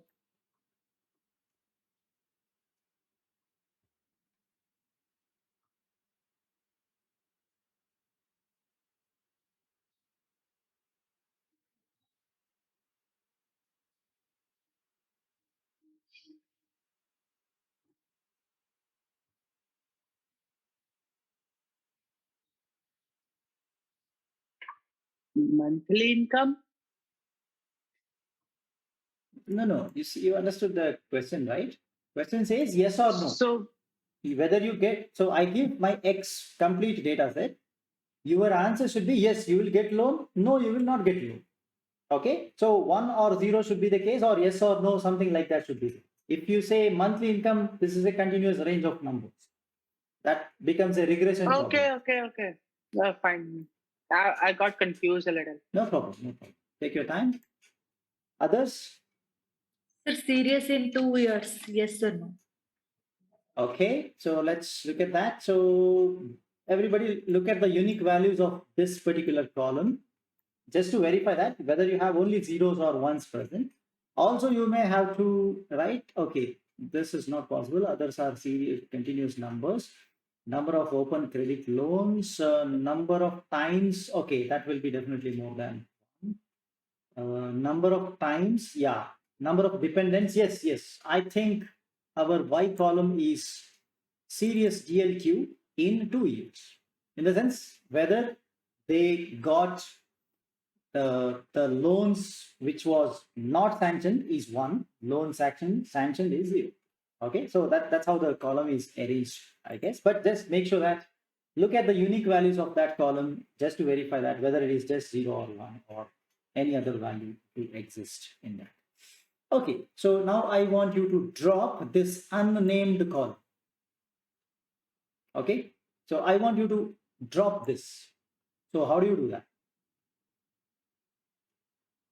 Okay, anyway, this describe has nothing to do with my analysis. I'll delete that.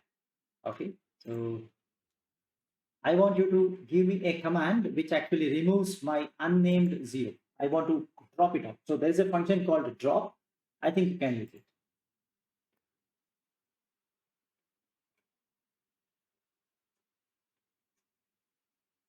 So you can specify the column name to drop, and you just have to tell that whether you want to remove the whole column or not. So axis should be mentioned. And then you also have to say whether you need to remove it in place or you want to copy this into somewhere, some other data frame, so that over there you have removal happening. So you have multiple things to write. So anyway, I'll try to write my way. Again, your answer may be different, and that there is a different ways to get the same answer. Okay, so just to see this, I'll write my. This is the data which I have. Dot. It's a drop. I want to drop something in my data. Just to specify the name. So the name is. It actually should suggest unnamed. I think we have this, and then there is a space and 0. Okay, this is what I want to draw. I will say that axis equal to 1, the complete column I just want to remove, and in place equal to 2. So in the same data frame itself, you remove that completely. This is what I'm saying.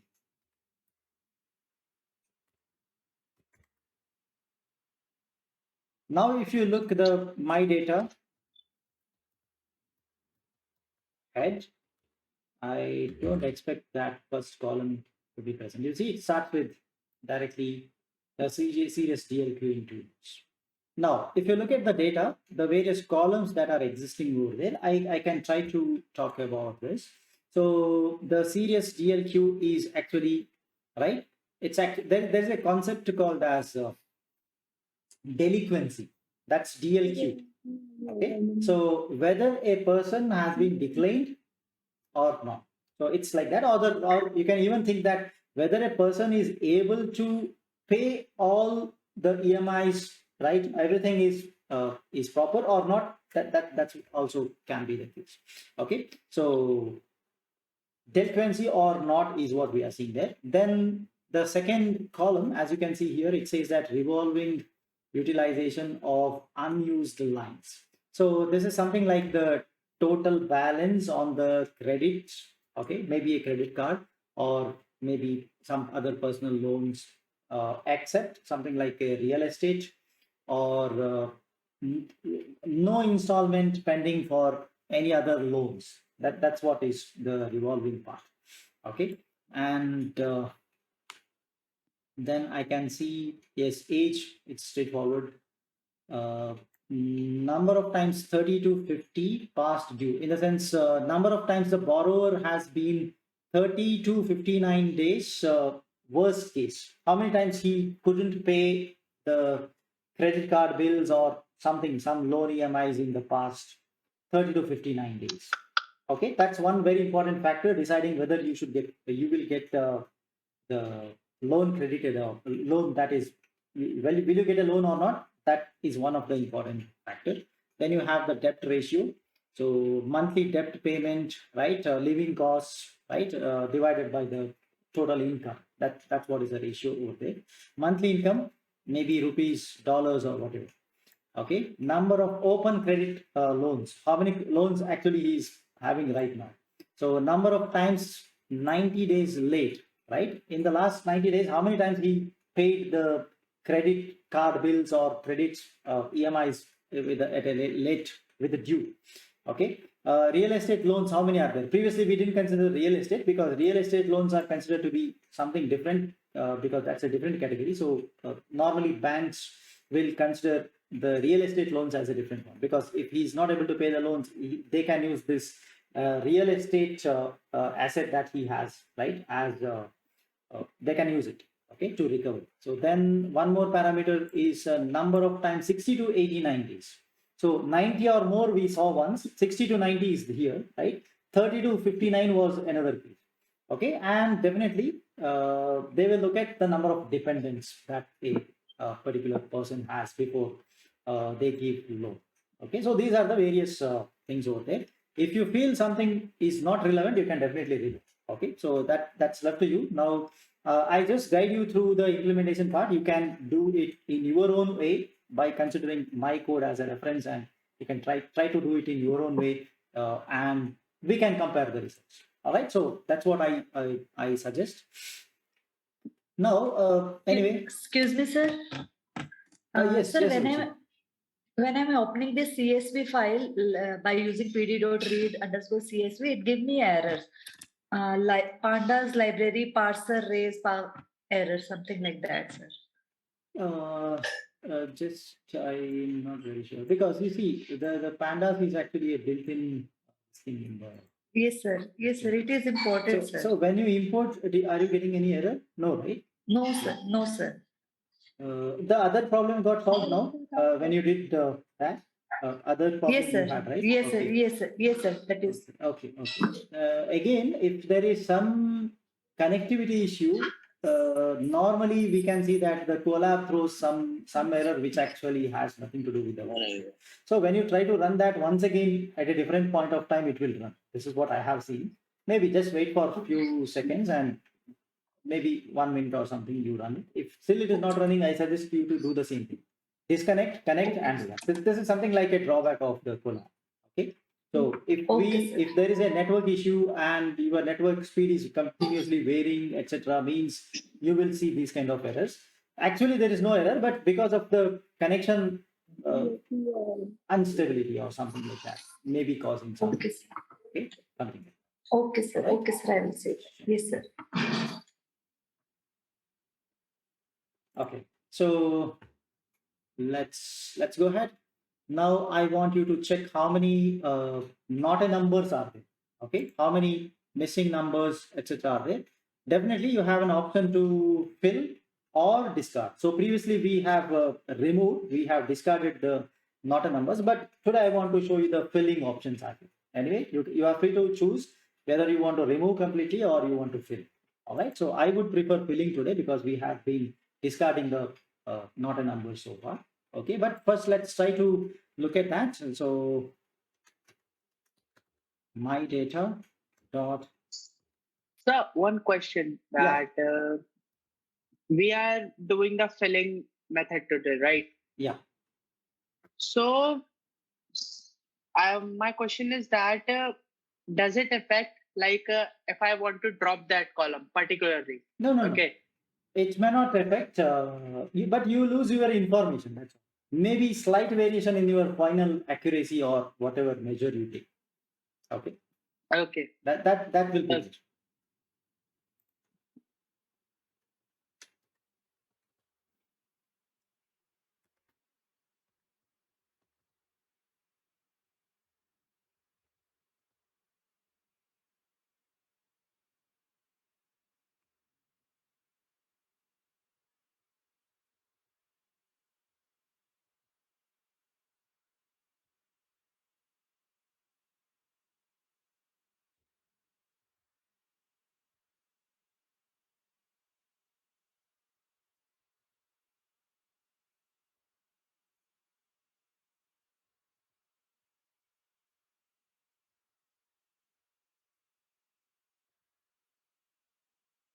Okay, so previously you can see that the monthly income and the number of dependents were something like that. So now I just filled it, right? Now I don't have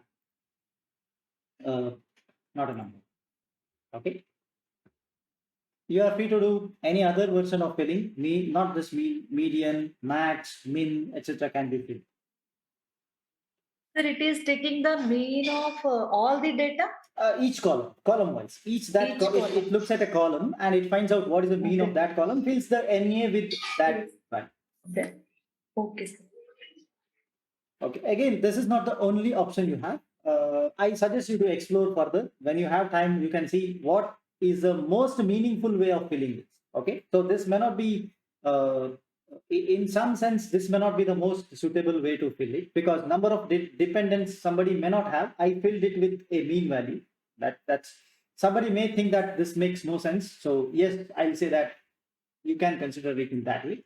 You can definitely looking at the complete removal, or you can filling it with some other one like 0. When where there is no value for number of dependents, it is missing, you can fill with 0. So okay, so just look at different versions of this. All right, so now let's look at say, let's look at I'll bring another concept here. So that's what is called as what is the percentage of my data set, how the classes are distributed. I just want to look at that. Okay, so total length is equal to the length of what is my data, my data.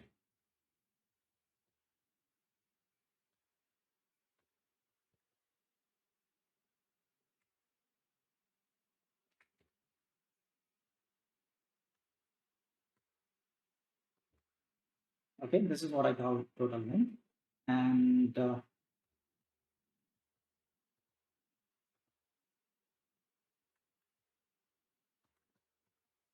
percentage of labels equal to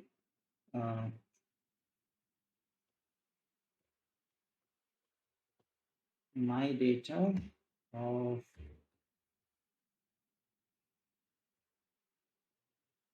this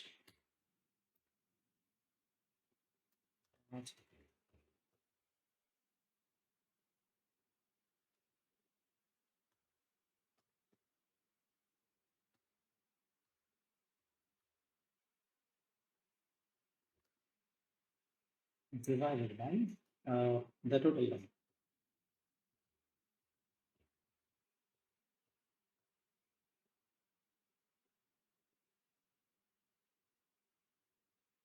Total length.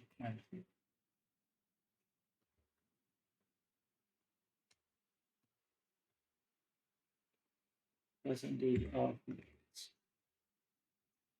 So you can see that the class 0 has 93% of your data. Class 1 has just 6% of the data. So it's this kind of data set is what we call as imbalanced data. Okay, so normally balanced data will have equal number of equal number of samples for each of the classes. Okay, so this kind of representation is what we call as the imbalanced data. I think you So have what heard of we this. what we did in 946? 46, I just have calculated how many values are there according to the classes and divided by the total. So this gives you a percentage, like a fraction. So total length, if it is 100, so if you have 50, so 50 by 100 is 0.5, like that. So I had some number divided by the total length, gave me 93% and the 6.6%. Okay, percentage calculate. Yeah, so it's a fraction, right? How many out of my data set? What fraction is class 1 data and what fraction is class 0 data?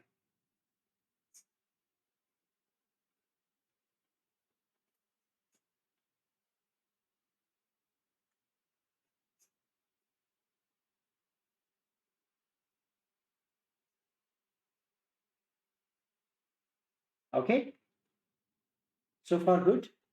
Anyway, you can directly use my file which I have shared to copy this the commands which we have written. I'll just save it so that the most recent version gets saved and you can correct it.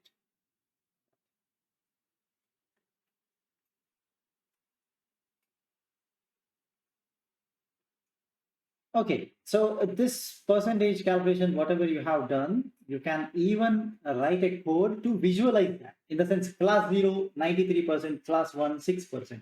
So one, maybe it can be a bar graph, or it can even be a pie chart as per your preference, right? So I want you to try to do that in the next part, right? So something like bring any suitable graph, whichever you feel suitable, you can bring that. But the idea is that I want you to visualize one column or so a part of your graph should show that, okay, 93%. Another part should show that only 6%. Okay, so this is what I expect.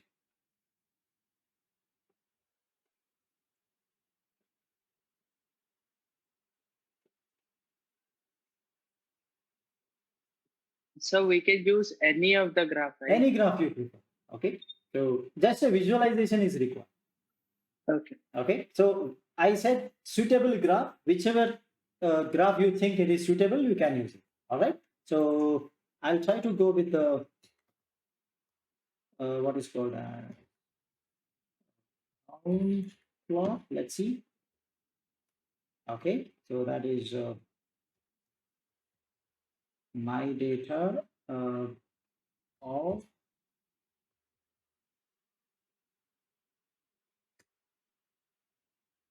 okay, and let's see. Will I get the graph? Yeah.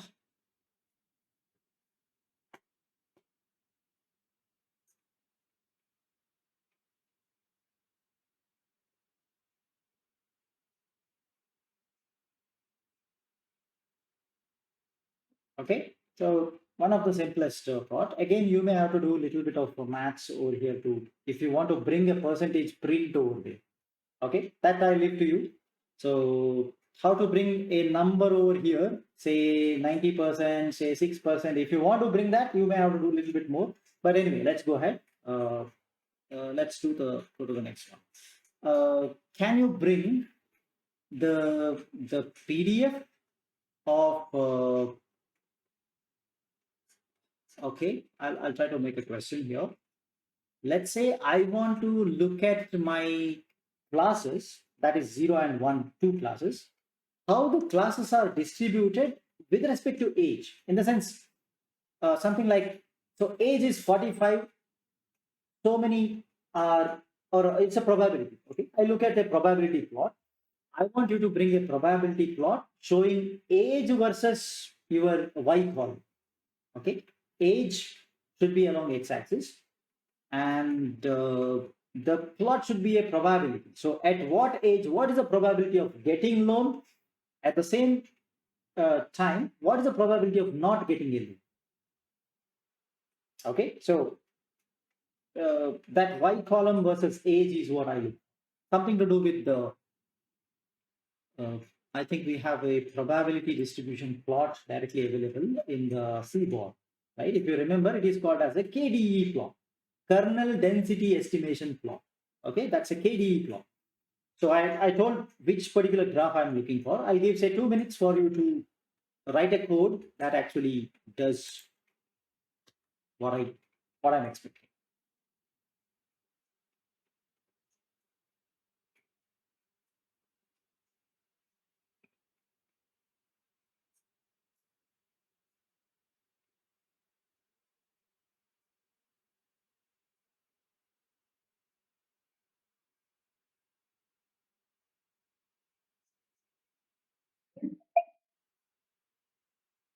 Sir, it's not showing me the graph and there is no error. Which graph? This one? This graph? Yes, one. Yes, right. It might take time, depending upon your net speed, etc. Right? Okay, okay. It might take some time. Okay.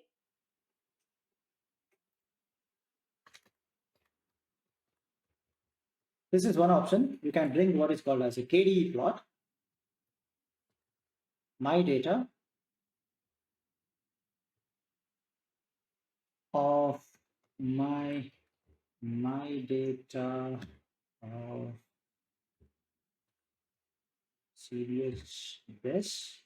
First, I'll check this being equal to 0, right? I select only those which have 0. In a sense, you don't get a loan, let's say. And I'm actually interested in the age. Is it age capital A or small a? Age, correct? Age, yeah, small.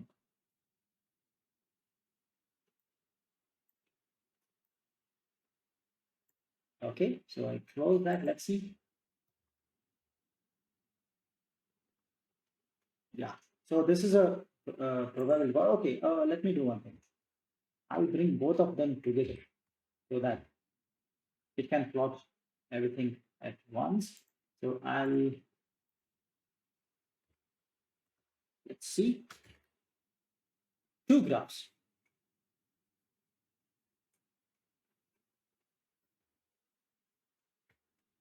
Okay, so the first graph is actually for 0, category 0. The probability you can see highest is around 50, age is 50. At the age 50 itself, people go for more loans maybe. So you see, getting a loan is also highest for the same. Okay, so again, the not getting a loan increases. It's slightly after 60. So age versus this data is also somewhat important if you want to get an insight of your data set.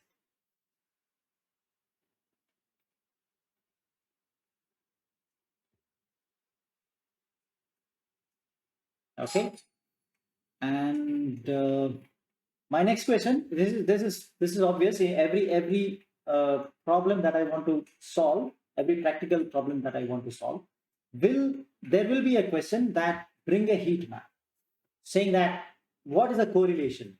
What is the correlation between each of the column? Okay, each of your X, right? The features that you have in your data set, how they are correlated, right, to your outputs is what I want to know. So this is one very important graph. All right, so I'll directly bring it SNS dot heat map. If you remember, heat map is the function. So my data of my data dot columns, all columns dot CORR is a function. Okay, is a correlation function. Okay, let me try to visualize this. Yeah.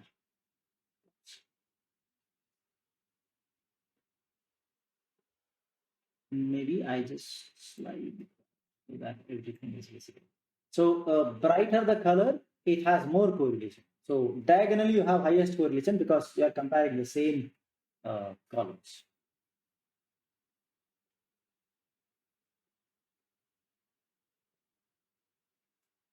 All right.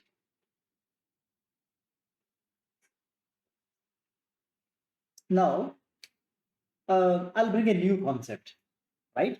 It is something like in the previous examples we had done a scaling operation, right? So you try to make sure that every column contributes equally in making the decision process. All right, so that's a scaling operation.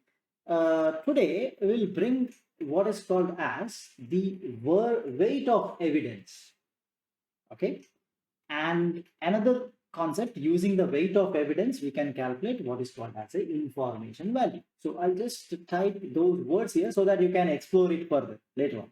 Okay, it's not a part of our implementation. It's actually is not a part of our machine learning algorithm. It is actually it's a part of data engineering. But I want to teach you now because if at all it is required in some of your projects at a later stage, you can directly try to recall this concept and you can implement. Okay, so basically this is not a part of our curriculum, but anyway, this part is under data engineering. How to handle the data in different ways, I should teach. Okay, so that's the reason why I'm bringing this here. So let me try to write one here. Okay, so sorry, it's not a code, it's a text. So you have to look and you have to explore further for what is called as, let me write 2 points here. So the first one is called as WOE, that actually is equal to weight of evidence. This is the first thing that I want you to explore. And there is another thing to explore. This is called as the information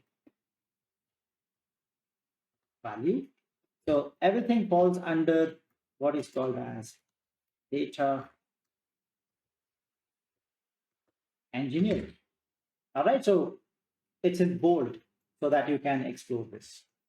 Right, now let's see. What do you mean by this? I'll try to give a very brief idea. Yes. So every column that you have may not contribute equally for the decision of your y value. Okay, so what one solution you know already, you do is scaling. Make everything equally contribute. That's one option. What is the other option? Whichever column does not provide, whichever column is not providing the enough contribution in the decision of them, you can try to remove it. Okay, but if your data set, if the number of columns are less, you may be able to see the columns and remove the columns by yourself, saying that, okay, this column is not going to contribute, I'll remove. Okay, you can do something. But practically what happens when you have a large data set, something like this, I see just numbers. If you go back and check this, right, you see here, right, everything is just a number like 0.80, 0.12, 0.85. How these numbers affect my y value, I cannot decide. Okay, even if I have just some 8 to 10 columns like this itself is difficult job for me to identify which of the columns that I really need. Okay, so for that reason, we have to bring the concept called the weight of evidence. Right? What is the weightage of each of the columns I want to?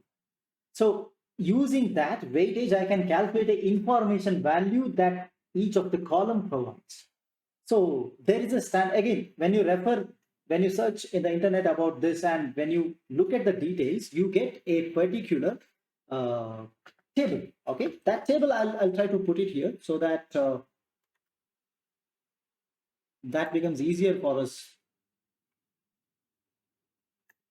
to understand. Okay, so what I do, I'll bring a text column and I paste it. Let's see this. This is the information value. In the sense, for every column, right, will look at a weight, and that using that weight, I'll calculate information value. Now, if the information is less, that value which comes, there are equations to be used, but we directly bring in the X-verse. Somebody asks, why did you bring that particular library? Right? We are going to use the X-verse library.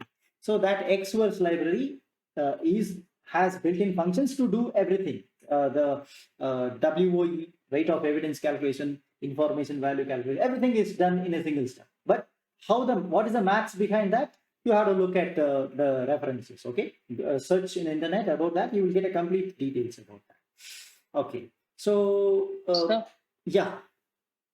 So this particular table shows, or if we run this particular table, not run.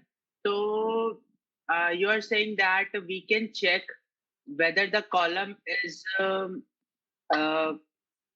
column is useful for our prediction or not, right? By looking at this table, like performing some functions on a particular column, if it's less than 0.02%, it is not useful, right? Yeah, that's it. Okay.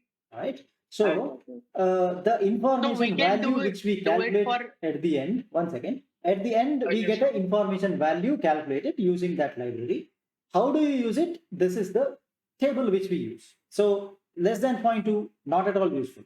0.2, 0.02 to 0.1, there is a weak prediction power for that column. 0.1 to 0.3 medium, you can use it. Weak, you may neglect.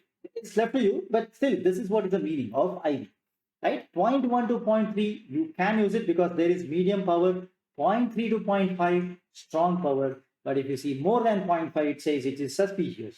You should not use it. Okay, so that's what is the meaning. Yeah, go ahead. so we can use it for n number of columns. Yeah, that's what. Okay.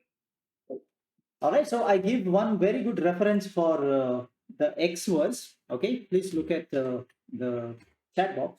So save that link, right? If you want to explore further. So it's actually collected from the Towards Data Science website. So somebody has written a very very good documentation is available about this particular concept. Okay, what is WE? What are the equation? How do you calculate, convert that into information value, etc. is written over there.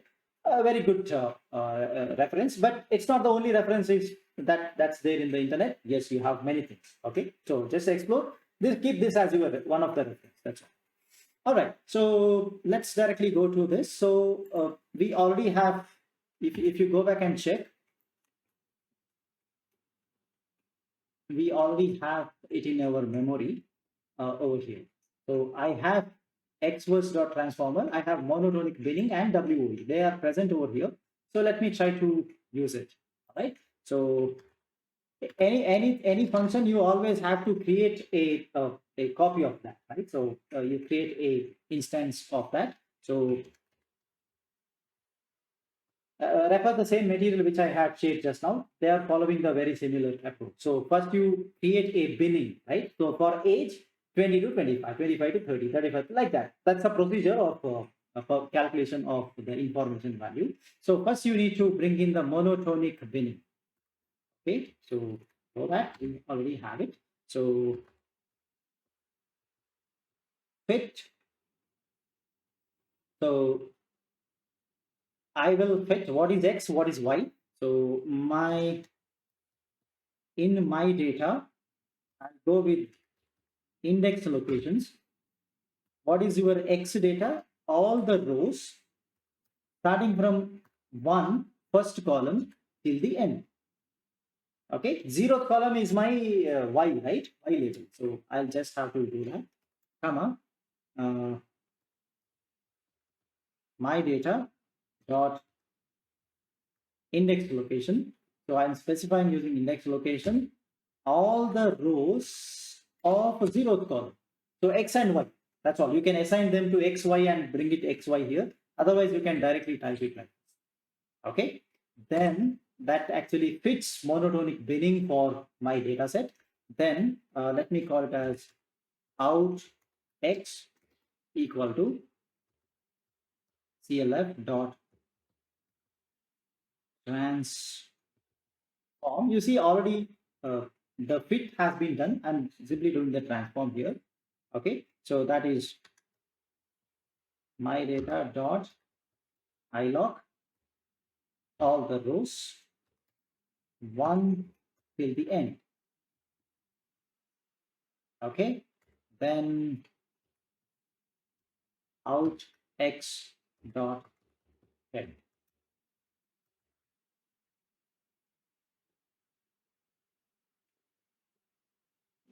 So you see it actually creates bin size, different bins. Okay, in the sense it automatically divides your data set into several bins and keeps it ready for the further processing. So I want you to, because there is a little bit of theory concept to be followed. So since time may not permit me to go through all of them, so I want you to read that and understand. Okay, anyway, this code will be shared to you, right? So you can read that. Now I create the bins are ready with us. Once you have the bins, you can call the function WOE. All right, so let me try to do that. So I'll create my function is equal to, this is WOE, which is a built-in function again, and you have to fit this. Okay, now my data dot, again location wise, index location wise, I'm calling all the rows and first column till the end. This is my X data, then my data dot ilog, again talking in terms of the index location, all the rows of the 0th column. Okay, that is this. Again, I'll call the same out X,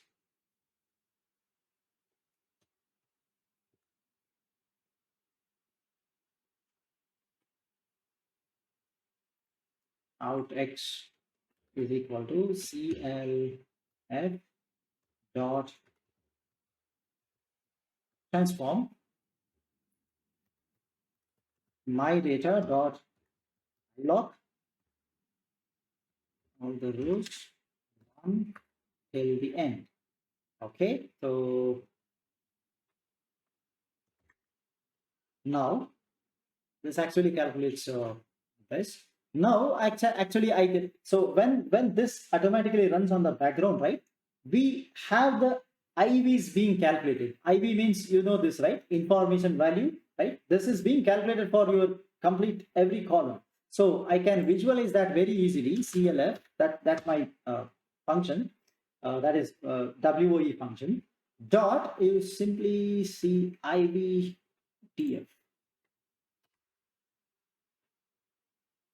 You see, you have a complete information value of every column that is present,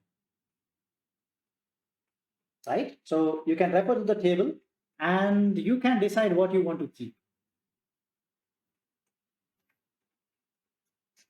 Okay. So what's that IVDF? No, IVDF is a built-in function to look at the IV. Okay. Okay. So CLF is your the WOE function which you have instantiated. Right? Okay. So and this is the command which you need to call to look at the variable name and the information value of every this thing. Okay. Okay. Right. So now you can use this particular table to decide which you want to keep. 0.1 to 0.5 is what we prefer, I guess. Correct?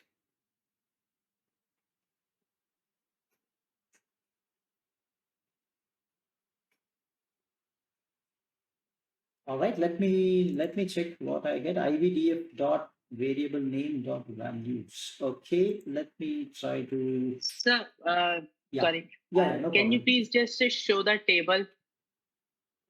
This table? Hold on a sec. Yeah, sure. Thank you. Sure. Okay, I just want to check. I'll go with CLF. That's the function. IVDF gives me the values. I think we have variable. Yeah, variable name. Let me check it. Yeah, okay. So you see, according to their weightage, it's already written in the form of the descending order, isn't it? 0.93, 0.48, correct? 0.47, 0.26, etc. Right? So maybe I can directly use anything, right? 0.212 here, I guess, right? Because this is too low, monthly income, etc. We may not have to find out. So you can use any values like this. Okay. But according to the IV, right, table, this says you should not use it, but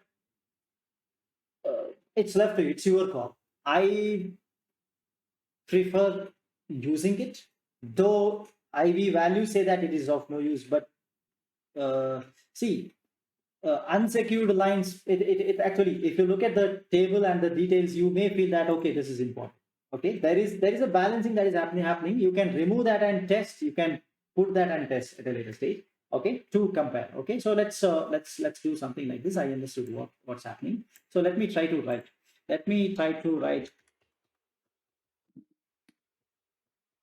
Selected columns equal to, I go to this variable name dot values. I'll say till 5. So that's the selected columns. Okay, that's done. Now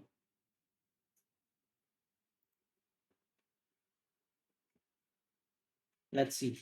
Okay, my data dot ilog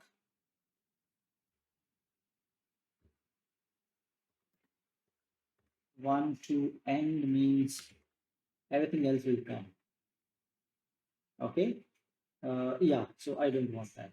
What I want to create my x now. Okay, so x is equal to out x of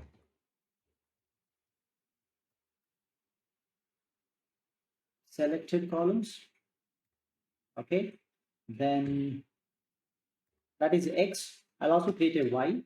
So y is equal to my data serious in this. This is what we want. Correct? Now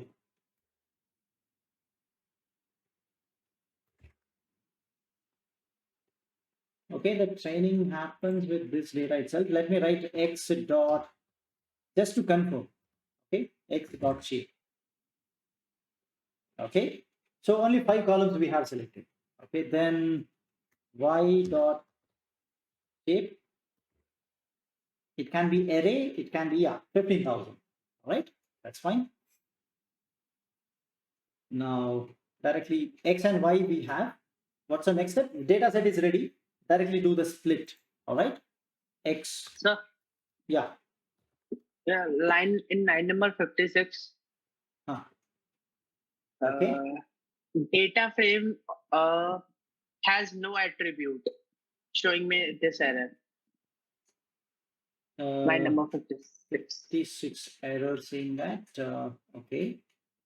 Has Data no frame object has no attribute variable name.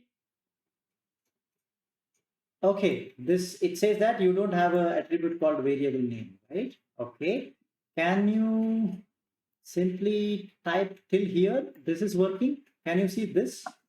Yes, This yes, sir. I can see this. This is visible, right? Then you see there is a variable name which is present over there. Okay. Right? This, it's already there. sure, sure. Now you cannot say it's not there. Maybe the spelling mistake or capital small letter or something. Just check that. Okay. Okay. X train, X test, Y train, Y test should be equal to train underscore test. Yeah, it's already there. You just have to pass X, pass Y.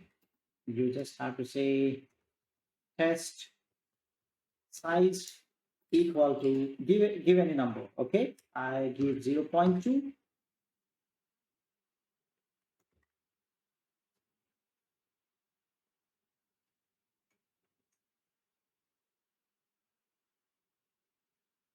Okay, is it fine?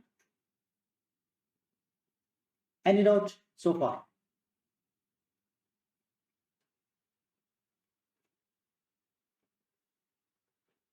Now we know the implementation part, right? So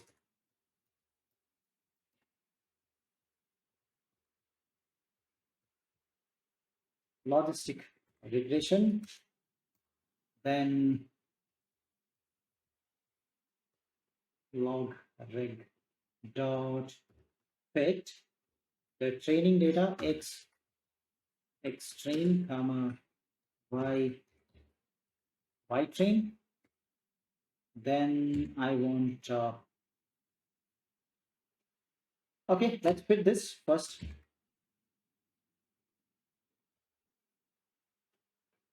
Okay, so fitting is done. Now I'll do the testing part, let's say.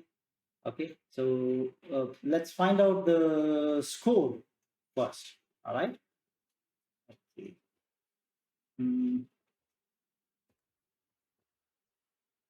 Dot score. You can look at the score for testing as well as training. Okay, so extreme. During the training, what happened? What is the accuracy that you get for training? It is 93%, right? So log reg dot score x test dot y test. During this, what happens? You can see 93.46, slightly lesser compared to the training part. Okay. Now,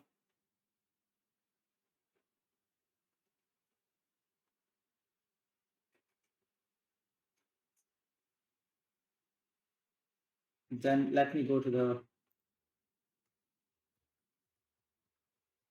y predicted is equal to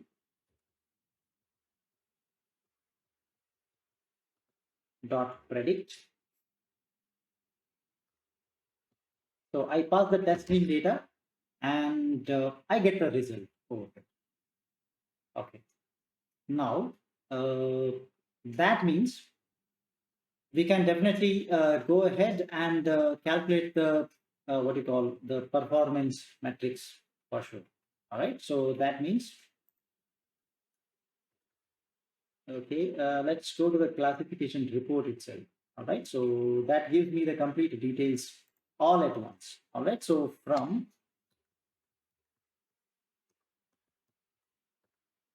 sklearn.metrics import the classification report. And once I have that, I can ask to print classification report of the y test with y predicted, because y test is the correct answer which I have. Y predicted is the answers given by the machine. So the same answer we can see here for the training and the testing data. You know that 0 was more, right? So even while testing, you have more zeros compared to ones. Okay, then do the analysis by yourself. Okay, I'll go ahead from sklearn dot metrics import confusion matrix. All right, then print confusion matrix of y test comma y predicted.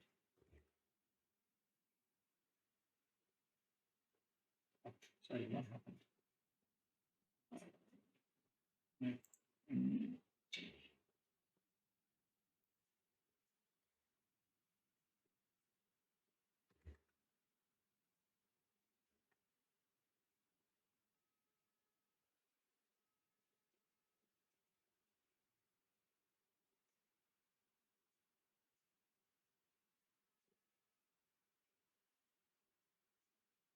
Is that fine? So anyway, I'll save this file so that the most recent version can be downloaded and you can keep it.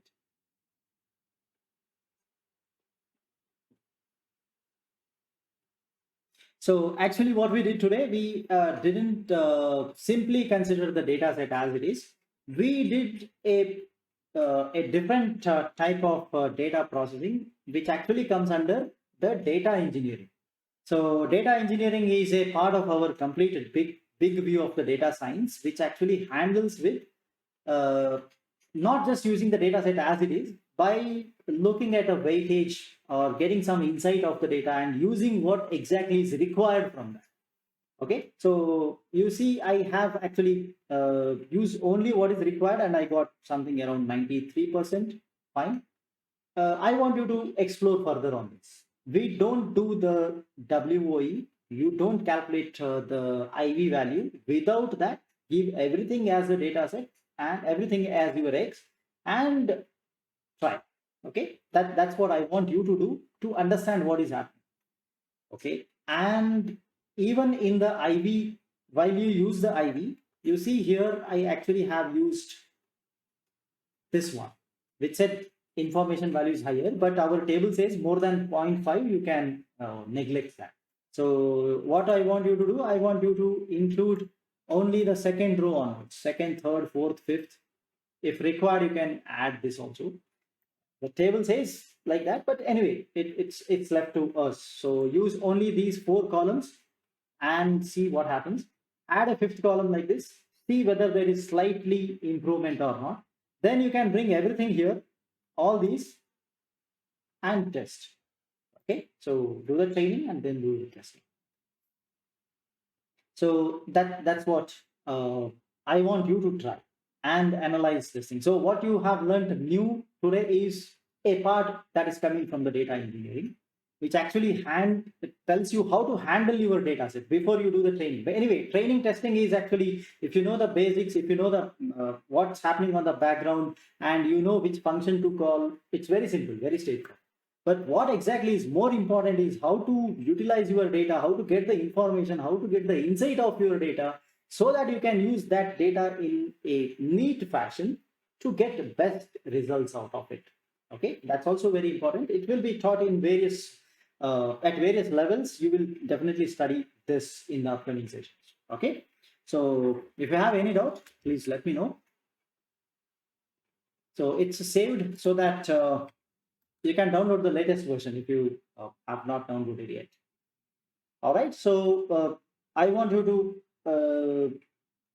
explore further in using that Xworks link I had given, right? And also do some research and learn more about these 3 terms: data engineering, information value, weight of evidence. So that's about today's session. Let me know if you have any doubt.